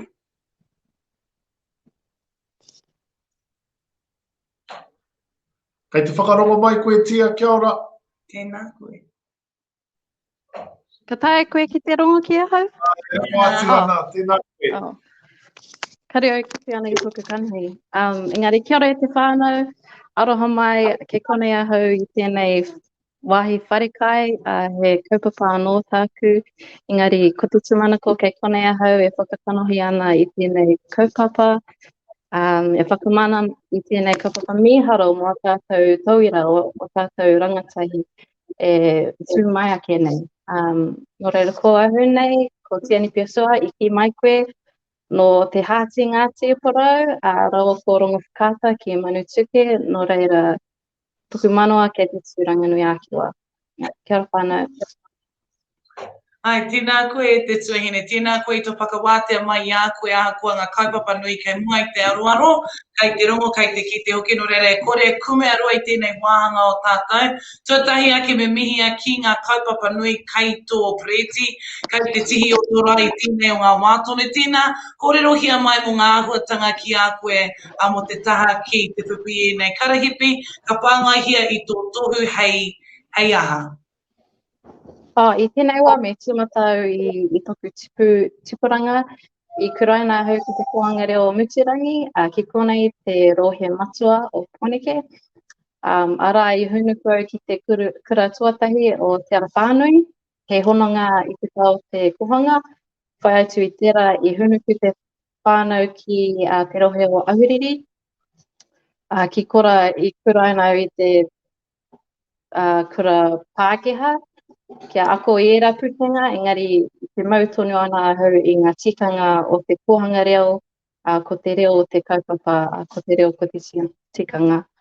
Anō hoki, etahi mea e maumahara anau no te Kōhanga Reo, tōku kaia ko Whaia Adrian Brown, e ahua rua tikau tau ko pahuri ake nei, engari I tēnei wā kei konei tonu aia, ko te hautu aia o te Kōhanga Reo o Muturangi nainai, no reira mihara ki era, momo āhuatanga e mautonu ana era tikanga I tuku ake a hau. I nāia nei tōku tohu pairua, I roto I te whare taonga, ki konei ki te ranga waka, e mau ana au I era tikanga I ako ana ki te Kōhanga Reo ki oku mahi nei, I te reanga o te pāpāho ki te Papatūānuku rerewa, no reira e awhi ana au I a rātou kia tipu ake I te reo, kia hau I te reo, kia whakakaupapa I te reo. Kia ora. E tia, tō whare o te hauki tūranga e tū mai rā i te Papatūānuku rewa. Ka kuhu atu ki tērā whare, ka kite au i te miharo orongo whakāta i ona wā. Tō iwi orongo whakāta, hea ngā hua ka puta ki tō iwi o tira o iwi o te kāinga i roto ai au mahi i tēnei tohu pairua. Hai, nō reira te whare pēo ki tūranga e noho ana ki te tata i ne tēnei wā. He hononga ki te whakatunanga orongo whakāta ki kora hoki. Te whanaunga tāpunga i kōrero ai i mua hia hau, ni nore pai tukuti aia, ko whakakaupapa ai i ngā kōrero, nore pai tukuti i tērā. Engari, rioku mahi i nāia nei, me te iwi rongo whakata kia hono i era taonga i te wā ka hoki pia ki te whare, anō hoki a te au ki tūranga. Koa e noho ana ki te papa i tēnei wā ko te haukāinga, ko te tūranga waiwai, te papa kāinga o tērā whare kei Manu tuke o rā kaiapu. Nō reira, oku mahi me oku tohu e rangahau ana i tērā hononga. Kia whakahoki i te whare, i te kāinga. Koera o ke wawata i tēnei tohu. Me tēnei karahipi kua manaaki kia mahi i era momo mahi. Tēnei te mihi ki te koari matua o Te Kōhanga Reo, anō hoki ki te tira, ko awhi mai nei kia hau kia whakaki i era tohu me era take kia mau i tēnei karahipi. Honei. Kātahiranga kupu whakamahana i te tinana me te wairua ki tō tātou nei reo. Rangatira, wai hoki te ritetanga a kōrua o te ratungane a tātou te whaipai haere ai tēnei ara o tātou hei poipoi hei manaaki i o tātou taonga ki roto i nei wāhi. Hara i te mea he wāhi Māori ai, engari he wāhi Māori o roto i te wāhi nui nei e poipoi tonu nei. Me koutou hāpai nei i te manuka o tēnei mea te tiaki Māori nei i ngā taonga a te Māori. E taku tuahine, mō te tahe ki tō tātou kaupapa o Te Kōhanga Reo me tō tāua nei mōhio ki ngā au piki, ngā au heke hoki me ki o tō tātou nei kaupapa. Hea e tihi kupu whakakapi ki o tātou tamariki mokopuna, ai hoki a tātou kai ako e u kā e u tonu nei ki e nei kātu ākuatanga o te kaupapa o Te Kōhanga Reo. Kare ngā kupu. Ki au nei, te rapea me neke au ki te reo Pākehā, kia tino whakatinana i tēnei kaupapa. So I'm really privileged to have this scholarship. I didn't think that I would receive it. My application process was I was really thankful for all the help that I was given from the Kōhanga Reo Trust. They went step by step with me. And I really want to advertise it to all rangatahi coming up, because that's a skill to have the reo, and I think they should use it nowadays, and it's a well thought out skill. So I think just to share it across our networks, and I hope and I know that the tauira and those people that have spoke tonight, they really acknowledged and I whakapua wai rātou i tēnei kaupapa Māori, no reira tēnei te mihi, kare e kore e tupu. Ai, tēnā koe e tia mō i whai wāhi mai i tēnei wahanga ki a koe. Ka tuku nā koe, engari ka noho tonu mātau ki te mātaki i au mahi me te whakaaro nui ki tō iwi o tira ngā taonga.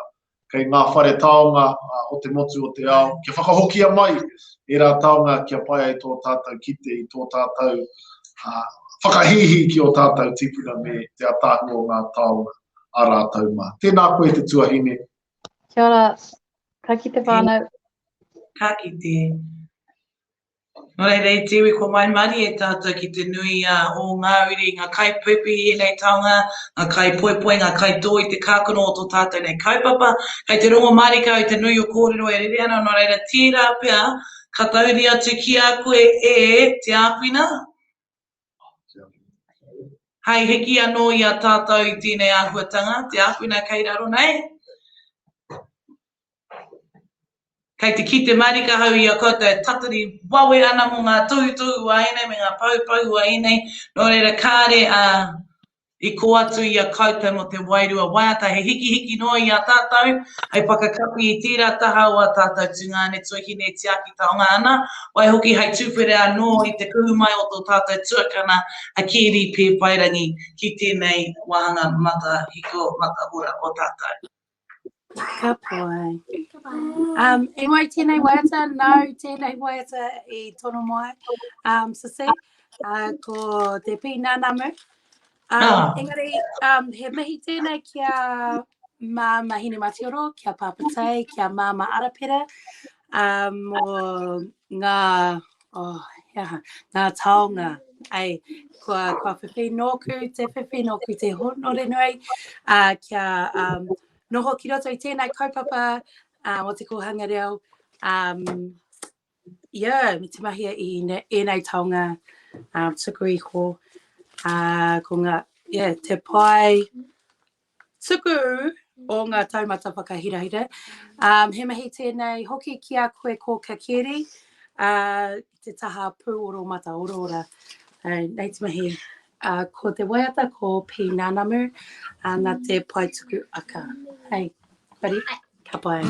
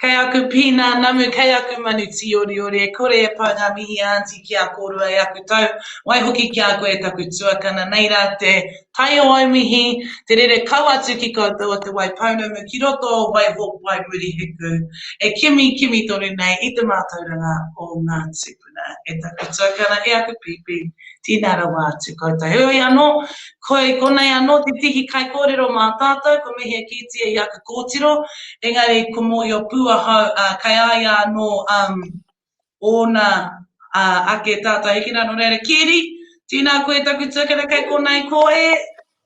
Tēnā koe, Sisi, tēnā koutou. Nā piki wala kaki mai ki tēnei wahanga o tātou kia nei ko ngā Karahipi mō ngā manu Pīrere. Engari tuatahi mai, tēnā whakamohio mai ki te iwi, ko mai koe roe a koe herea atu o ngā huatanga kia kiri ake. Tuatahi tēnei au ka tuku atu I ngā mihi mahana ki a koutou katoa, e ngā kai pupuri te Māori o tēnei wāhanga kōrero tai atu ki a tātou pina namu, e wawao ana ki a tātou katoa I mihi kau ana ki a koutou, te whānau no muri hiku taunu atu ki a koutou katoa e mātakitaki mai nei. Kuai tēnei e noho nei, heuri tēnei no te whānau arua taupare no roto mai I Ngāti Parau. He uri anō tēnei no Ngāti Hauora, no roto mai I te arawa, he pānga anō āku ki Ngāti Raukawa te au ki te tonga, Ngāti Tamatera kia kaitahu hoki. Nōku te maringa nui kia piri atu ki a koutou I tēnei pō e Te Kōhanga Reo, tēnā koutou. Ka pai tēnā hoki rawa atu koe taku tuakana. Nō reira, ko tō tātou kaupapa ko ngā karahipi mō te tā ki Te Kōhanga Reo. Engari, ko tātou e pakaro nei tēnā, pia ka whakamohio mai koe ki tō tātou nei iwi I o mahi me tēnei tēnei pākihi me kōrero hia nei e whakawe pēr I o tātou nei rangatahi te tupu mai ai I roto I nei kātu ākuatanga o te mahi puoro. Tuatahi, e tika ana kia mihi ki te puari matu o Te Kōhanga Reo. Nā rātou I whakawātea, I whakawāhi mai he wāhanga ki au kia noho hei ponanga mo te kaupapa I roto I ngā mahi. Kua rua tau mātou ko taku tira e waimari ana te hanga rauemi puoro mō ngā kōhanga reo. No mātou hoki te waimari ka piri mai, mātou ke I piri atu kia te tīma o te whāriki, kia hine mati oro noho tima, kia Emily, kia koe hoki, Shay, Jessie, Arapira, koutou katoa, ana ka hopu ngā waiata o te whāriki I roto I te pai tuku kōrero I te ata, ka mutu ko te pai tuku aka I nei. Nā, I roto I aua mahi, kua whakatūria e mātou ko tōku whānau I tētahi kamupene ko te ingoa ko o Kareka Oro. Ko tā mātou mahi he āwhina I te iwi kia whakaputa I tō tātou reo mā te puoro. Ko ira tā mātou aro, ko te taha puoro. He oi kia hoki atu ki ngā kōrero o tōku kuia, o ngā kuia I roto I a te whānau a rua taupare. Ko te puoro, ko te tangi, ko te rangi, he waka kawe I te reo. Nō reira, ko te reo tonu te kaupapa matua. Nō reira, koira tā mātou mahi I tēnei wā me te kaupapa nui e kawe nei e o Kareka Oro. E te tuahine e keri, ko whakare waina e nei rauemi, engari I taku huri e tahi o ngā kōhanga reo, kai te kite, kai te mimiti, kai te memeha pēr te taha ki te prei, te rakuraku, te tarapu, te takahi haere o ngā waiwai, te whakakori I te reo mā te puoro mā te waiata. Ka hoki o whakaaro o kitenga I roto I te kōhanga reo me te āwhina pēr I rā kōhanga reo. Tēnā koe te tungane I tō pātai mai. Me kei tuatahi, rua te koutou neke atu a hau e noho ana hei kaiako. Kaiako I roto I ngā kura kaupapa Māori wharekura I te nuinga o te wā engari I reira hau I roto I ngā kōhanga reo hoki e whai wāhi ana hei tuakana, hei māma, hei kai āwhina I ngā kaiako. Nā reira, I roto I era tau I kitea hau I te iti noa o ngā rauemi tautoko hāpai I ngā kaiako. Ko ngā kaiako era, ko te whānau era e ngana ana te waihanga I ngā mea katoa kia pai ai te rere o te reo, hei whakahiki I ngā mokopuna kia mahi hoki I roto I te koa. Nā reira, me ki ahakoa ko au tēnei e mahi ana I te puoro, ko tana tino taki ko te kawe I te reo. He pēra I o tātou tīpuna, he aha te waka I kawe ai I ngā Mātauranga, ko ngā karakia, ko ngā oriori, ko ngā takutaku, ko ngā rangi, ko ngā manawa taki hoki, he mauri kei rotora hei āwhina ki te whakaora tonu I te reo. Nā reira, koina te take I kapua hau I te puoro hei taonga tuku I enei rautaki āwhina I ngā kaiako ki te mahi a rātou mahi. Wai hoki, moi o tātou, mehe mea e maroke ngā mahi o ngā kaiako, ka tere aro ngā mokopuna ki kaupapa ke atu. Nā reira, mā ngā toi, mā te whakaari, mā te haka, mā te waiata, mā era āhuatanga a tātou kaiako e āwhina kia hopu tonu I te aro o ngā mokopuna. Engari ko tana tino kaupapa, ko te whāngai atu I te reo. Nō reira, I roto I ēnei rauimi, ahakoa he tīmatanga noiho, kei te mōhio au, kei te mōhio mātou, he nui tonu te ara, me para, me takahi, engari, he tīmatanga tēnei. Ana ko tā mātou wawata hoki kia mōhio mai ngā kaiako, mai ngā whānau o ngā kōhanga reo, mehe mea he āwhina. Mena ka ki mai rātou, mai mau taima tēnā o ngā mahi I whakaurua kei te hihia kia rongo ki o koutou whakāturanga, te aha ke atu rānei, koira tā mātou whai. Mau taima te hangaraui me he mea kaore e whakamahi ana I roto I ngā kōhanga reo nō reira.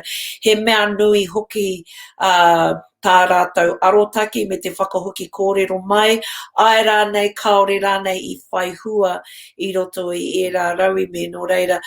Hikaka au ki te mōhio ko whai pūtea, ko whai huruhuru te manu nei I nei, kia whakaputa I ngā raui me hei tautoko I o tātou kōhanga reo. Kātahi rā I taku tuakana me taku mōhio pū ki ngā mahi nunui e o rāna ki waiganui I o kāre ka oro I a pūoro matoroa, ora I o tātou rangatahi a no hoki. Engari kei te kite anō hoki, kei te haere te wai I tēnei o ngā haora o te pō, kia whakawate anō tātou I a koe o tino koutou katoa ko ū mai ki a tātou. Engari he kōrero whakamutunga o ki ngā ringa ki ngā wai hi koi ana e mirimiri tonu ana I tēnei kaupapa o tātou. Ai, tuatahi e mihi ana. E mihi ana ki a tātou katoa e whakapito ngoi tonu ana, e ū tonu ana ki tā tātou kaupapa. Ahakoa he rawa a tātou kaore rānei ko tātou tonu tērā e pīkau nei I te kaupapa. Ko tāku noiho ki a tātou katoa kia kaha, kia maia, kia Māori tonu tā tātou hikoi I roto I te ao. Ka pai, tēnā koe kore pau ngā mihi ki a koe o tino ki koutou e whakaora tonu ana I tēnei pika o tō tātou kaupapa me taku mōhio ki ngā kupu o taku pāpā tai noho tima ka noho Māori ai te Māori I te ori a te Māori. No reira, tēnei au te tūpau atu ki koutou katoa I tēnei haora o te kuanga whakamanawa nui ki koutou kei tō tātou roto o kāretika kei te waka o te aroa. Ngā mihi, hei kona. Tēnā koe. Nō reira, kia autoru tātou ki ngā huatanga o nei Karahipi e hoa mā, ngā kete pinga o te haerea kenei, tēnei anō te whakanui titihi atu kaipupu I tēnei o ngā kete o tātou. Ko mere whaukna tēnei, te mihi kau atu, mere whaukna tihi, he uri pakahike no ngā tiawa, te patua I te hapu, torua te hinga o te rā tamatea ki te huatahi te marae. Kia whakahua anō tēnei tira. Ko toroa te hinga o te rā tamatea ki te huatahi te marae, ko ngai te rangi ngā tirua nui piri rākau te hapu, pautu te rangi te marae, I haere ia ki te kōhanga reo o toroa, ki pakatāne I te wā I tūwhera tuatahi, I timata ki roto I te pare kai kake piki tua. Te awa nei he huanga anō tēnei no paene loroma. Toko whāna tamariki, haere ia ki te kōhanga reo, ko uru atu ia ki ngā tūranga o te hekere tari, hei hea mana hoki, ko tū hoki hei kaimahi ki tō tātou nei kaupapa. Ko tōna koia tonu titihi o ngā paua ko tuatahi iwa te kaumārua tōna pakeke e tautoko tonu ana I tō tātou nei kaupapa rangatira. E koe e tūpau ana ki a koe meto katoa. Ao mai, pō mai, ko tō rangatira, e hukere tonu ana I te hoi mō te oranga tonutanga o tō tātou nei reo rangatira. Kei te wānanga o Awanui-a-rangi ia e pakatutuki ana I tana tohu pairua ki te ao Māori, e mere whokna tehi, tēnā rawa atu koe. Kia huri atu tātou ki te pake heke suite no Waikato Tainui. Kei ko rā tātou e titiro atu ana ki ona hapu, ki Ngāti Raukawa, ki ona iwi o Ngāti Raukawa, Ngāti Wairere, me Ngāti Ruru. Ko Hukanui, ko Pārāwera, o Namarai. Ko te pare heke suite, tētahi o ngā mokopuna o te kōhanga reo o Pipi Wharaurua. kai te marae o Hukanui a ki kirikiri roa. E ki ana te kōrero, ta maiti ākona ki te kāinga, puta ana ia ki te ao, tau ana.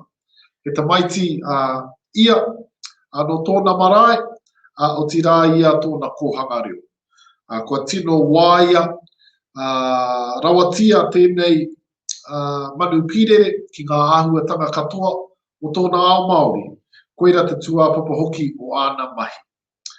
E whai ana a te pare, i tana tohu pairua, mo ngā mahi whakaako, me ngā mahi ako, i ngā pakeke, i ngā rangatahi ato hoki, ki te whare wānanga o Waikato. Katahuri atu tātou ki te kai whakawhiwhi whakamutunga mo tēnei wahanga o ngā tohu pairua, ngā ke te pīngao, ki ngā kōrero nei, te kai whakataki rongonui no te karere, ko rā paira tāwhai.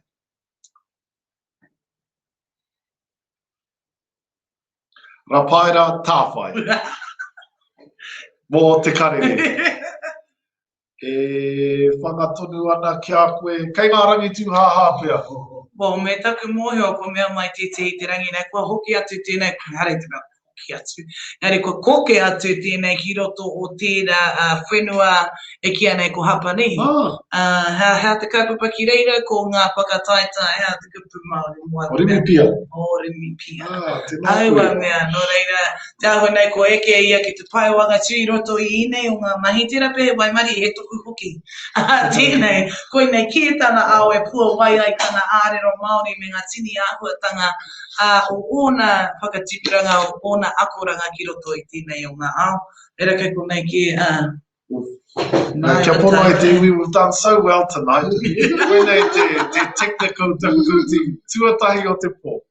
Kua kāre pēr koutou i te kite i ngā pepa e rere haere ana, kei te rere ngā pepa i tēnei wā. Hoi anō, rapaira, no he uri no ngai tūhoi, no te whānau apanui, ko kōrero tia te taha ki ana mahi kai kawe kōrero, o tira te whakatairanga ia i te reo, mārunga i te teihana, matawhānui o TVNZ.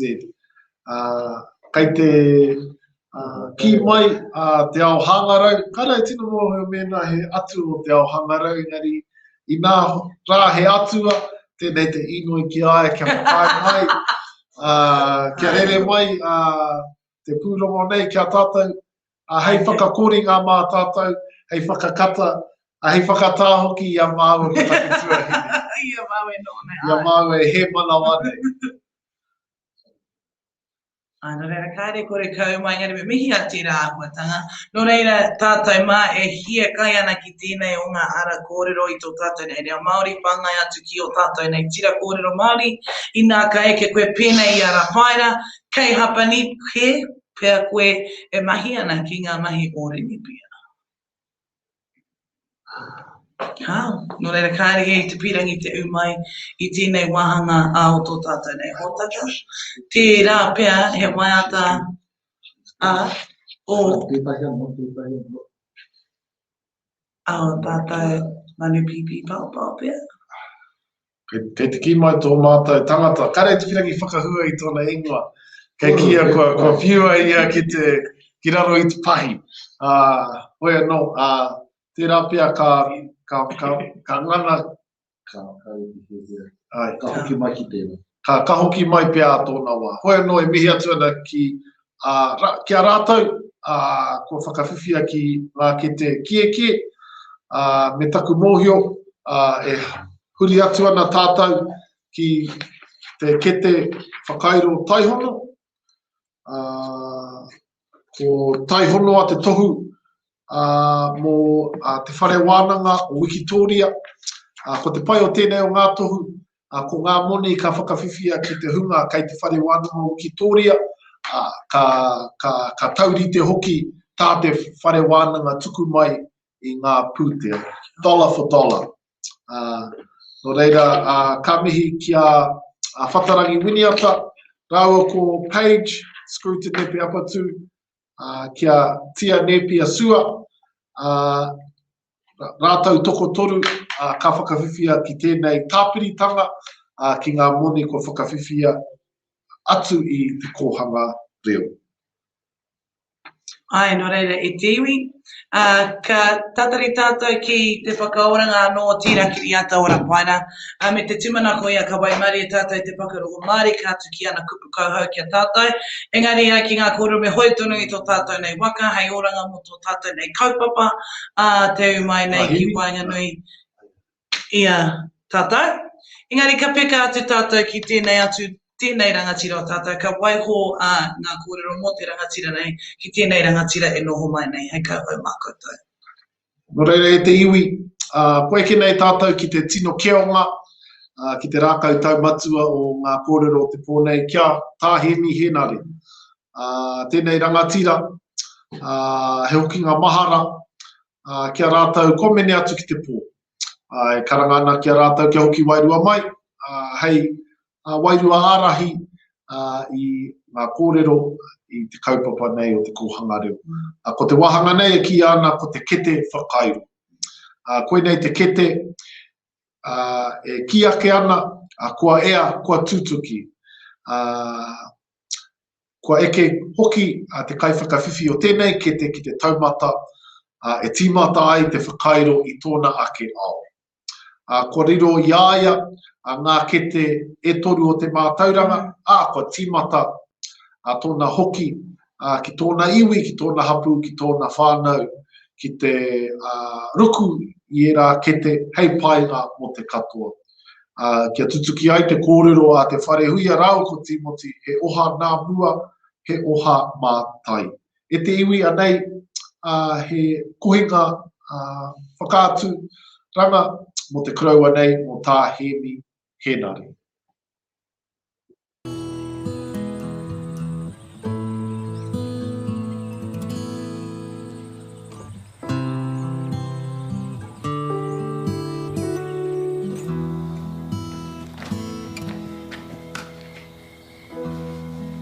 E kore mōnehunehu te pūmahara ki ngā momo rangatira o neherā.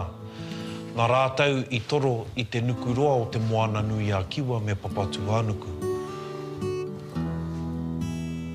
O rātou tapuwae i kākahutia ai i te mata o te whenua, he taonga, he tapu.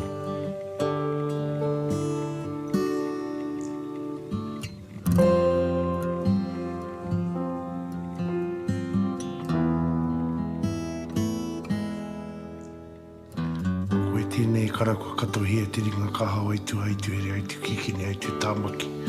Ko tahi tonu te kupu mō e oki oki, e oki oki. E oki oki.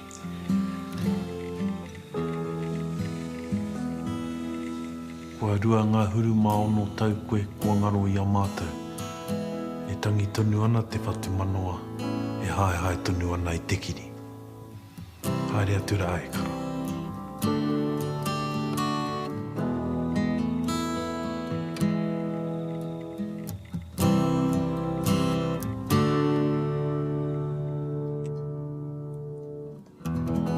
Ia mātou e tamariki ana.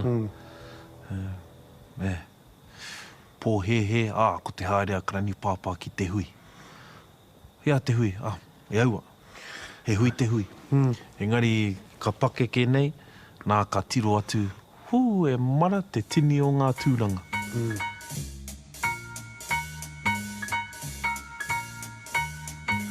He mea kai arahi i te rua te kaumā waru. Unga ia i te puari, te kauni hera ārohe nei mo te pēwhairangi. Kaumātua e hia nei ngā kaupapa koia ki te kaumātua. Te Kōhanga Reo anō tētahi. I hia nei ngā marae ko tai atu au. Kua mana ia he kai kōrero ki runga i o rātou marae. Kei runga ia i te runanga o te tiriti o Waitangi. He tēno anei he ope tawhito rā ko ngā uri o rātou mai haina tia i te tiriti o Waitangi. Ko ia te kaumātua whakamutunga o taua runanga. Pia, ka mutu o ia tētahi o ngā mema o te... E te mo te mea purinihi ara? E te Polynesian Heritage Trust. O tētahi wā kei runga ia i te New Zealand Federated Farmers, tēnā pēr ko tōna taha, nā hinara tērā. Engari, kuranipa. Kia māwane a koe e tēnā kuranipa. Kia here tō pōki uta, kia here tō pōki tai, kia here tō pōki waho te whiri ko te tapu e haere, tua haere, waho haere, te wai ko patapata e rere, nei hoki mai ko te wai mahuru, korau noa, korau ora, whiti ora i te whai au ki te ao marama, tihewa mauri ora. Iau e tamariki ana e mahara ana i te atatu. Te wāhi o te rua toru karaka i te ata, ka ara mai a krani pāpā ki te kōrero, ki te waiata, ki te taki whakapapa, ki te whai whakaaro mo ngā take nui o te wā.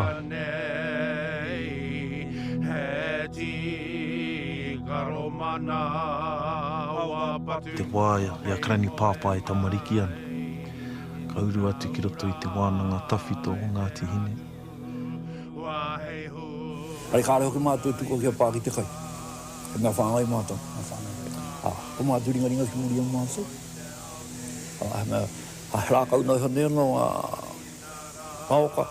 Te te atu te kai ngā mai. Maro mai huri atu, tēnā koutou e te iwi.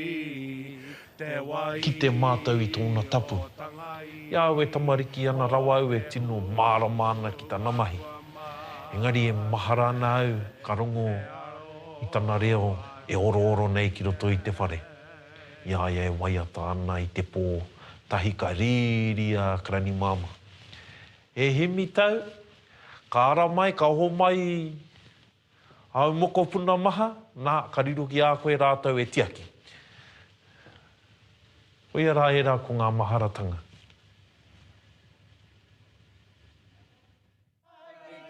I rongo nui a tā Hemi Henare moana whakatau wā ki mea ana rotarota maha, e pā ororo tonu mai nei ki tēnei ao kiko nei.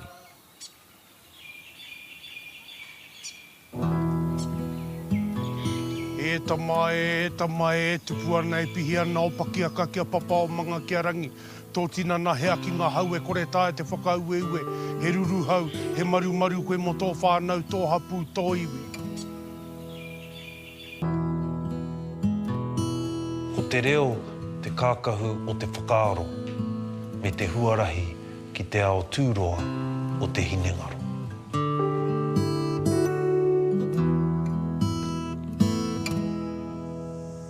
Ka kiri rā tapu e heniu tāria.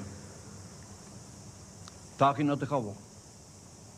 Ko te kawa ne ke ake taku kawa e ika whanaka ki runga ki te hāhaunga o te rangi, ki te kimihanga o te rangi, ki te rapunga o te rangi.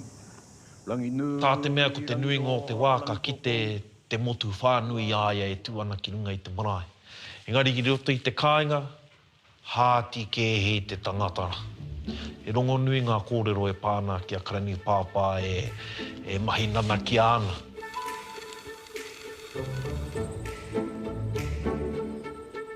Mahi nana ki ana ko tētahi ki roto i te urupā o takapuna, nā ka tukuna atu e krani pāpā i tētahi poraka ki roto i te pūkoro o tōku ingoa pēni tupuna. Ko taua kaumātua rā no te ao kōhatu. Tahi ka kite nei te poraka ki roto i te wāhi urupā, ka mātaku pai a pēni tupuna, tahi ka tīmata ia te karakia ne. Ka peia i te tangata, ka tīmata ia te karakia, hei whakanoa, hei pei atu i tēnei poraka. Oia rā ena ko ngā mahi tēnihanga a krani pāpā ki hei te motu whānui i kitea. Tētahi wa hoki mai ki au ko te taonga mai a Te Kōhanga Reo, ki te taitokerau. Tau atu a Henrietta Maxwell mā. Tōna māma, wetahi toko toru rātou i tātu ki o tīria. Engari te pakaru, te motoka matua Graham leta mai pakaru tana waka. Nā reire haere ure kore atu. Nā ka pōwhiringia te toko toru nei. Ngā kōrero i puta mai aia, ko reo e whakaro i au e tupuana. Ki ai au I mōhio he tangata pērā ia. Engari mea kia newana kōrero. E koutou mā, tū mai, ka maramahi a taku iwi. Te kaupapa nei a Te Kōhanga Reo. Nā te mea ko tae ure kore mai koutou, tae no mātou te moe ia koutou. Nā te mea, engari, koe te rangatira o tēnei whare, kōrero hia mai o kōrero tō kaupapa, nā mena e pai ana, ko whakarerea koutou. Nā ka tua te māma Hemi Henare, e ko tāna e kara tukua wā tāua wairua kia pūremu. Kau e te tuki a tina nā o kōrero, engari tukua wā tāua wairua kia pūremu, kia whai uri wairua tēnei kaupapa Te Kōhanga Reo. Nā te pai o e rā kōrero ki ona taringa, ka tuatu ia he whakakapi ka mea tu. Ai, kore mātou e moe ia koutou, engari ka aiti a koutou. Nā runga I te pai o ana kōrero, a ki te whakamāramatu ki tōna iwi. Nā koe ko ngā kōrero e korongo hia mōna.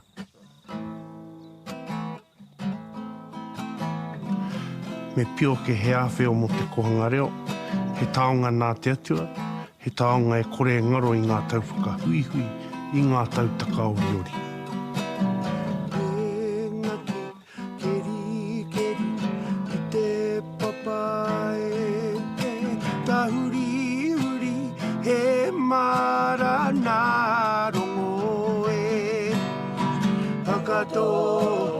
Wakato, pūmahara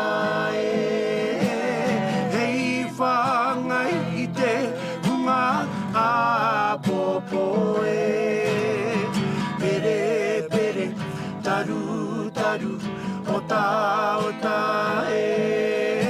kia tupu tika, tupura I ngā pūmahara rau kumara, rau tangata, runanga mai tātou Whakaro tahi, ko kiri tahi I te rangi Hau hake, I ngā hua Rua kiki, rua rahi, rua kumara Ngā tihine me hakaiti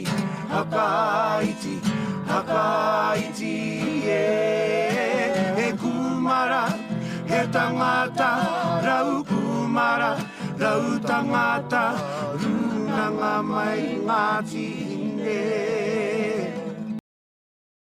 Re mōnehunehu, te pūmahara ki ngā momo rangatira o neherā. Nā rātou I toro I te nukuroa o te whenua, Tiroa Te Moana-nui-a-Kiwa. Ko rātou tapuwae I kākahutia ai ki te mana o te whenua hei taonga, hei tapu mō tātou Māori whakaheke. Time will not dim the memory of the special class of rangatira of the ilk of Hemi.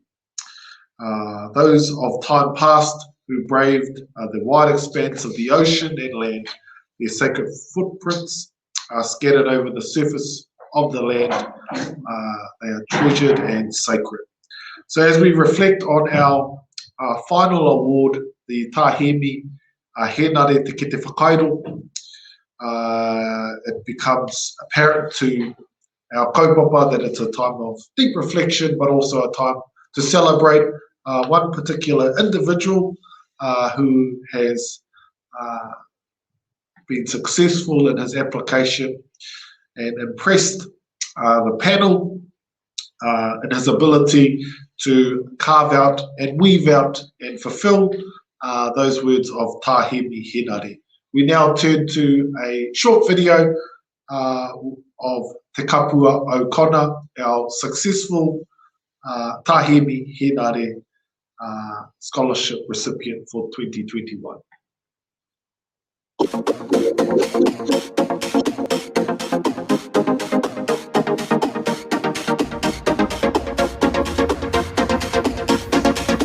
No te tai toke rahau, no te tino raki, I tuku ake tuku krani mā I te taha tonga o te wahapū o Pāringaringa, ko te mingi tengo o te hapori ki reira, ka tai I nukuroa ki te hāpua, tuku ake ki reira, ko kapua aukana, taku ingoa,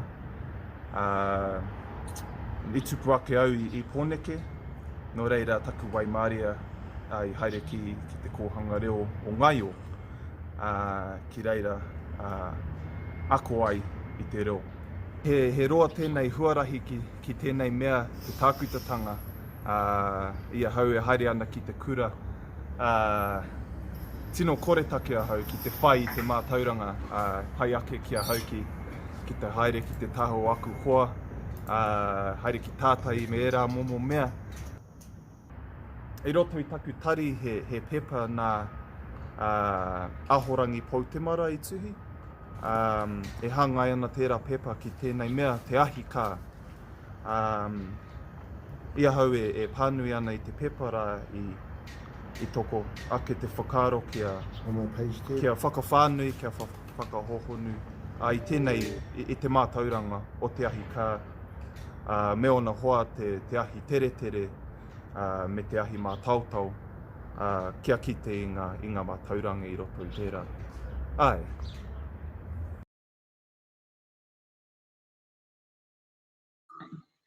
O tino tēnā koe e te kapua e ngā puhi nui tonu e koe e te kohanga reo o Maio, kei te hua o kai ako o te kohanga reo tēnei anō koe ko whakawhiwhia ki tēnei tāngā o tātou e whakanui hoki ana I tēnei koraua no tōpito ake no te hiku o te ika Māui tēnei tōwhare kohanga reo te tūpau atu te mihi ki a koe I o mahi rangatira te kāpua o kona nau piki mai nau kake mai ki Wainganui I tēnei kaupapa whakahirahira o tātou. Tēnā korua, o me pewhia te whai a pēni rawa ko tātai henare, he rawe tērā kiriata e pāna ki tō tātou rangatira tā Hemi Henare. Tēnā korua o tira tēnā tātou I te pōnei. E kapua tēnei karahipi rangatira o Te Kōhanga Reo. E ai ki te kōrero mō te hunga ko eke ki tētahi tino taumata. E ara e rā kōrero I te kōrero whakahihi, engari ko te Kōhanga Reo e tika ana kia rongo tātou I tō tātou pai. O tira ngā hua nui kua puta I tēnei kaupapa. E hika nō I te Kōhanga Reo, a hea e tahi o maharatanga o whiako nō I te Kōhanga Reo, e tahi kōrero tanga kia whakakata pea, ia te kamariki ana. Kōrero mai.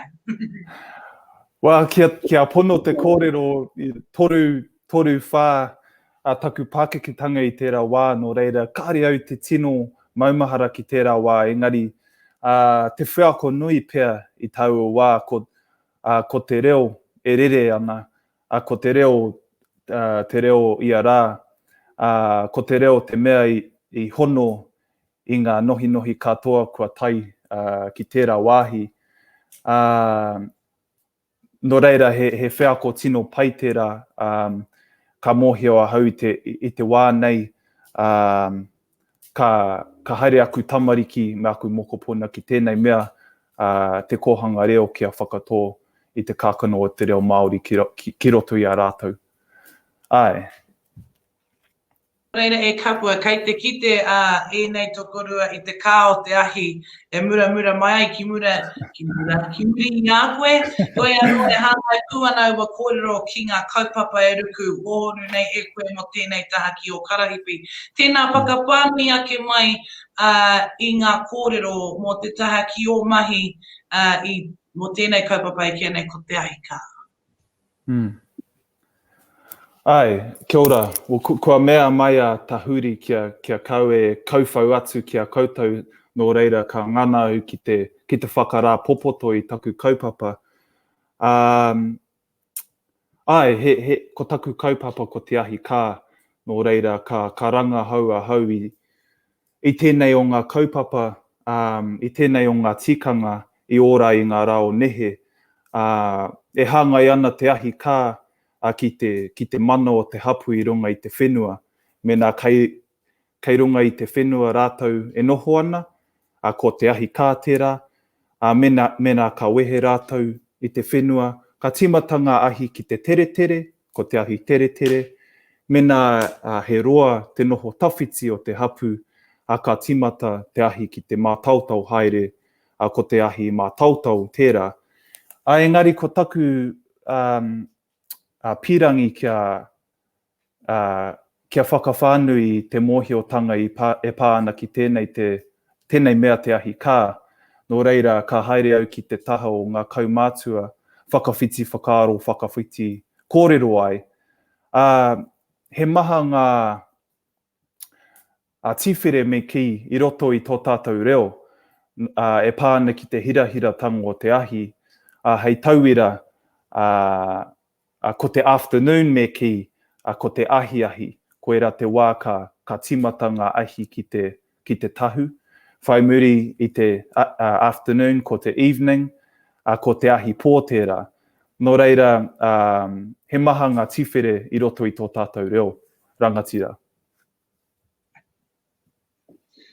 E hika whakarongo atu ana ki a koe, ngā kōrero mo te ahi. I roto te tai rāwhiti ko te ahi mānuka. Koena te tino ahi ki a mātou ko te ahi mānuka. Kia ora.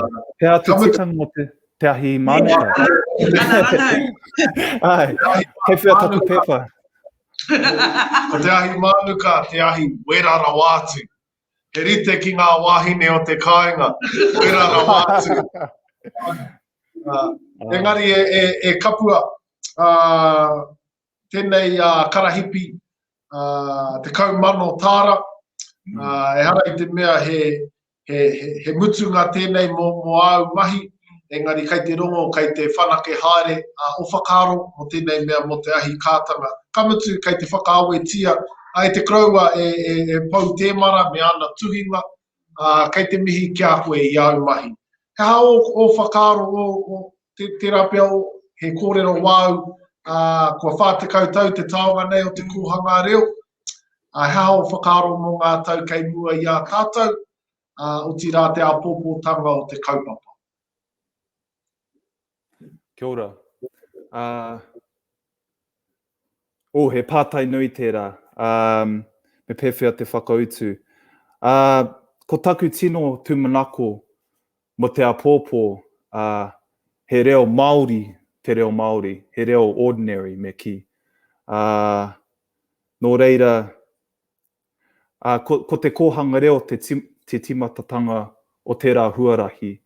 Mena ka whakatō i te kākano o te reo Māori ki roto i te tamaiti i aia e nohi ana.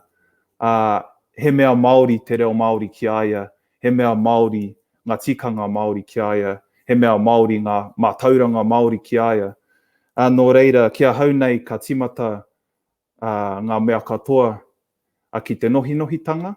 Engari, he kupu aki ki te hunga pēnei a hau. Aha koa i haere au ki te kōhanga reo, ka tai ka whakawhiti ki ngā kura auraki ki pōneke.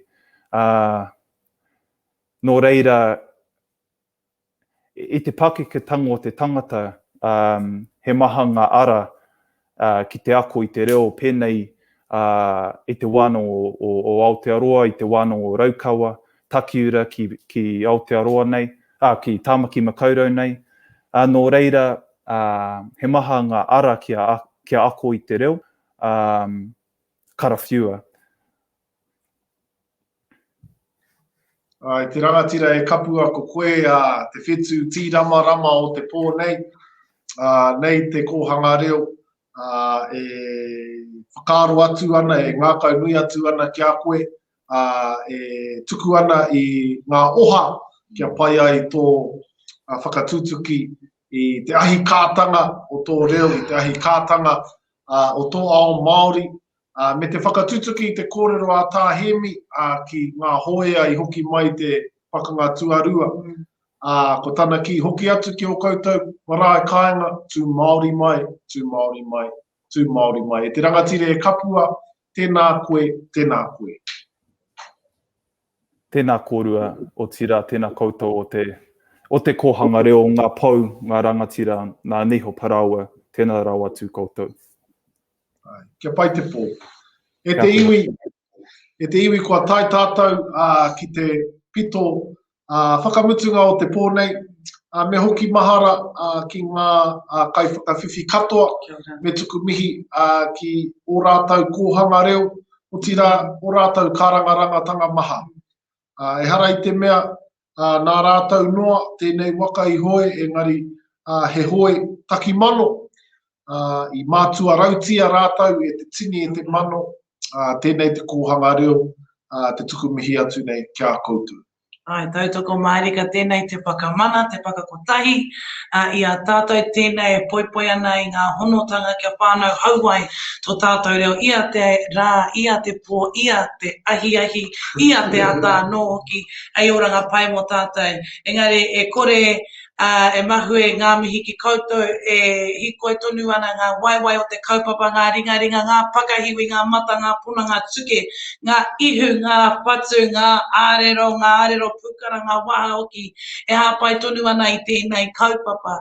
Ngā upiki, ngā auheke o tēnei kaupapa o tātou, e poipoi tonu nei i te kākono o te reo rangatira kia tū maia, kia tū rangatira, kia tū whakari a tātou rangatira, moa pōpō. Engari ai ki tō tātou nei ruruhi tautau mai nei runga i te wārangi nei, i te pōnei, e ngāki ana kōrero ko ngā rangatira o nāia nei, me ana tūpaunga ki ia o ngā kaipipi, ngā karahipi, wai hoki ki ia o tātou e hoi tonu ana ia ki ngā kōrero a takutunga nei, e taki mano te hoi o tō tātou nei waka, no reirei TV, kia kaha toru tātou ki te hoi tēnei o ngā waka.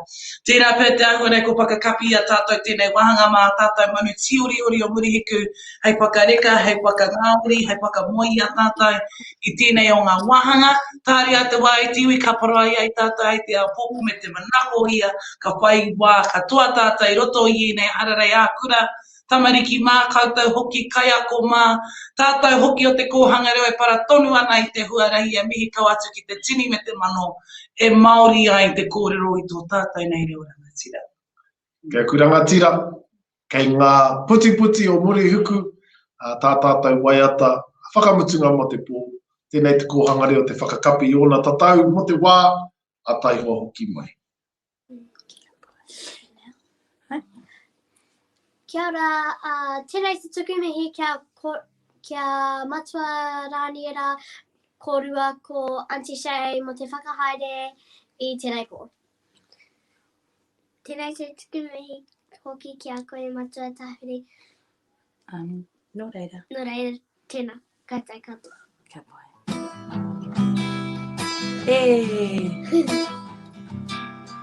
Atua tāwhiri. No reira mariama, ngā tamariki, ki te kōhanga reo.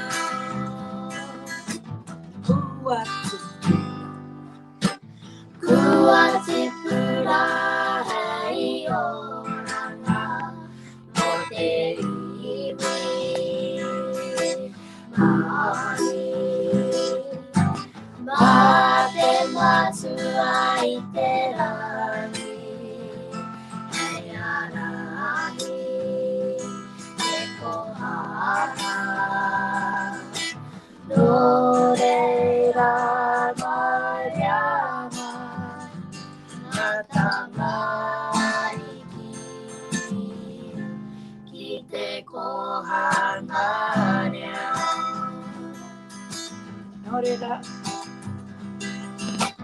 No reira mariama, ngā tamariki, ki te kōhanga reo. Tēnā koutou, pōmarie. Pōmarie. O Māori. E te iwi ai ki te kōrero, te kiwaha te kōhanga reo. Ko te reo kia tika. Ko te reo kia rere. Ko te reo kia Māori. Tēnā koutou.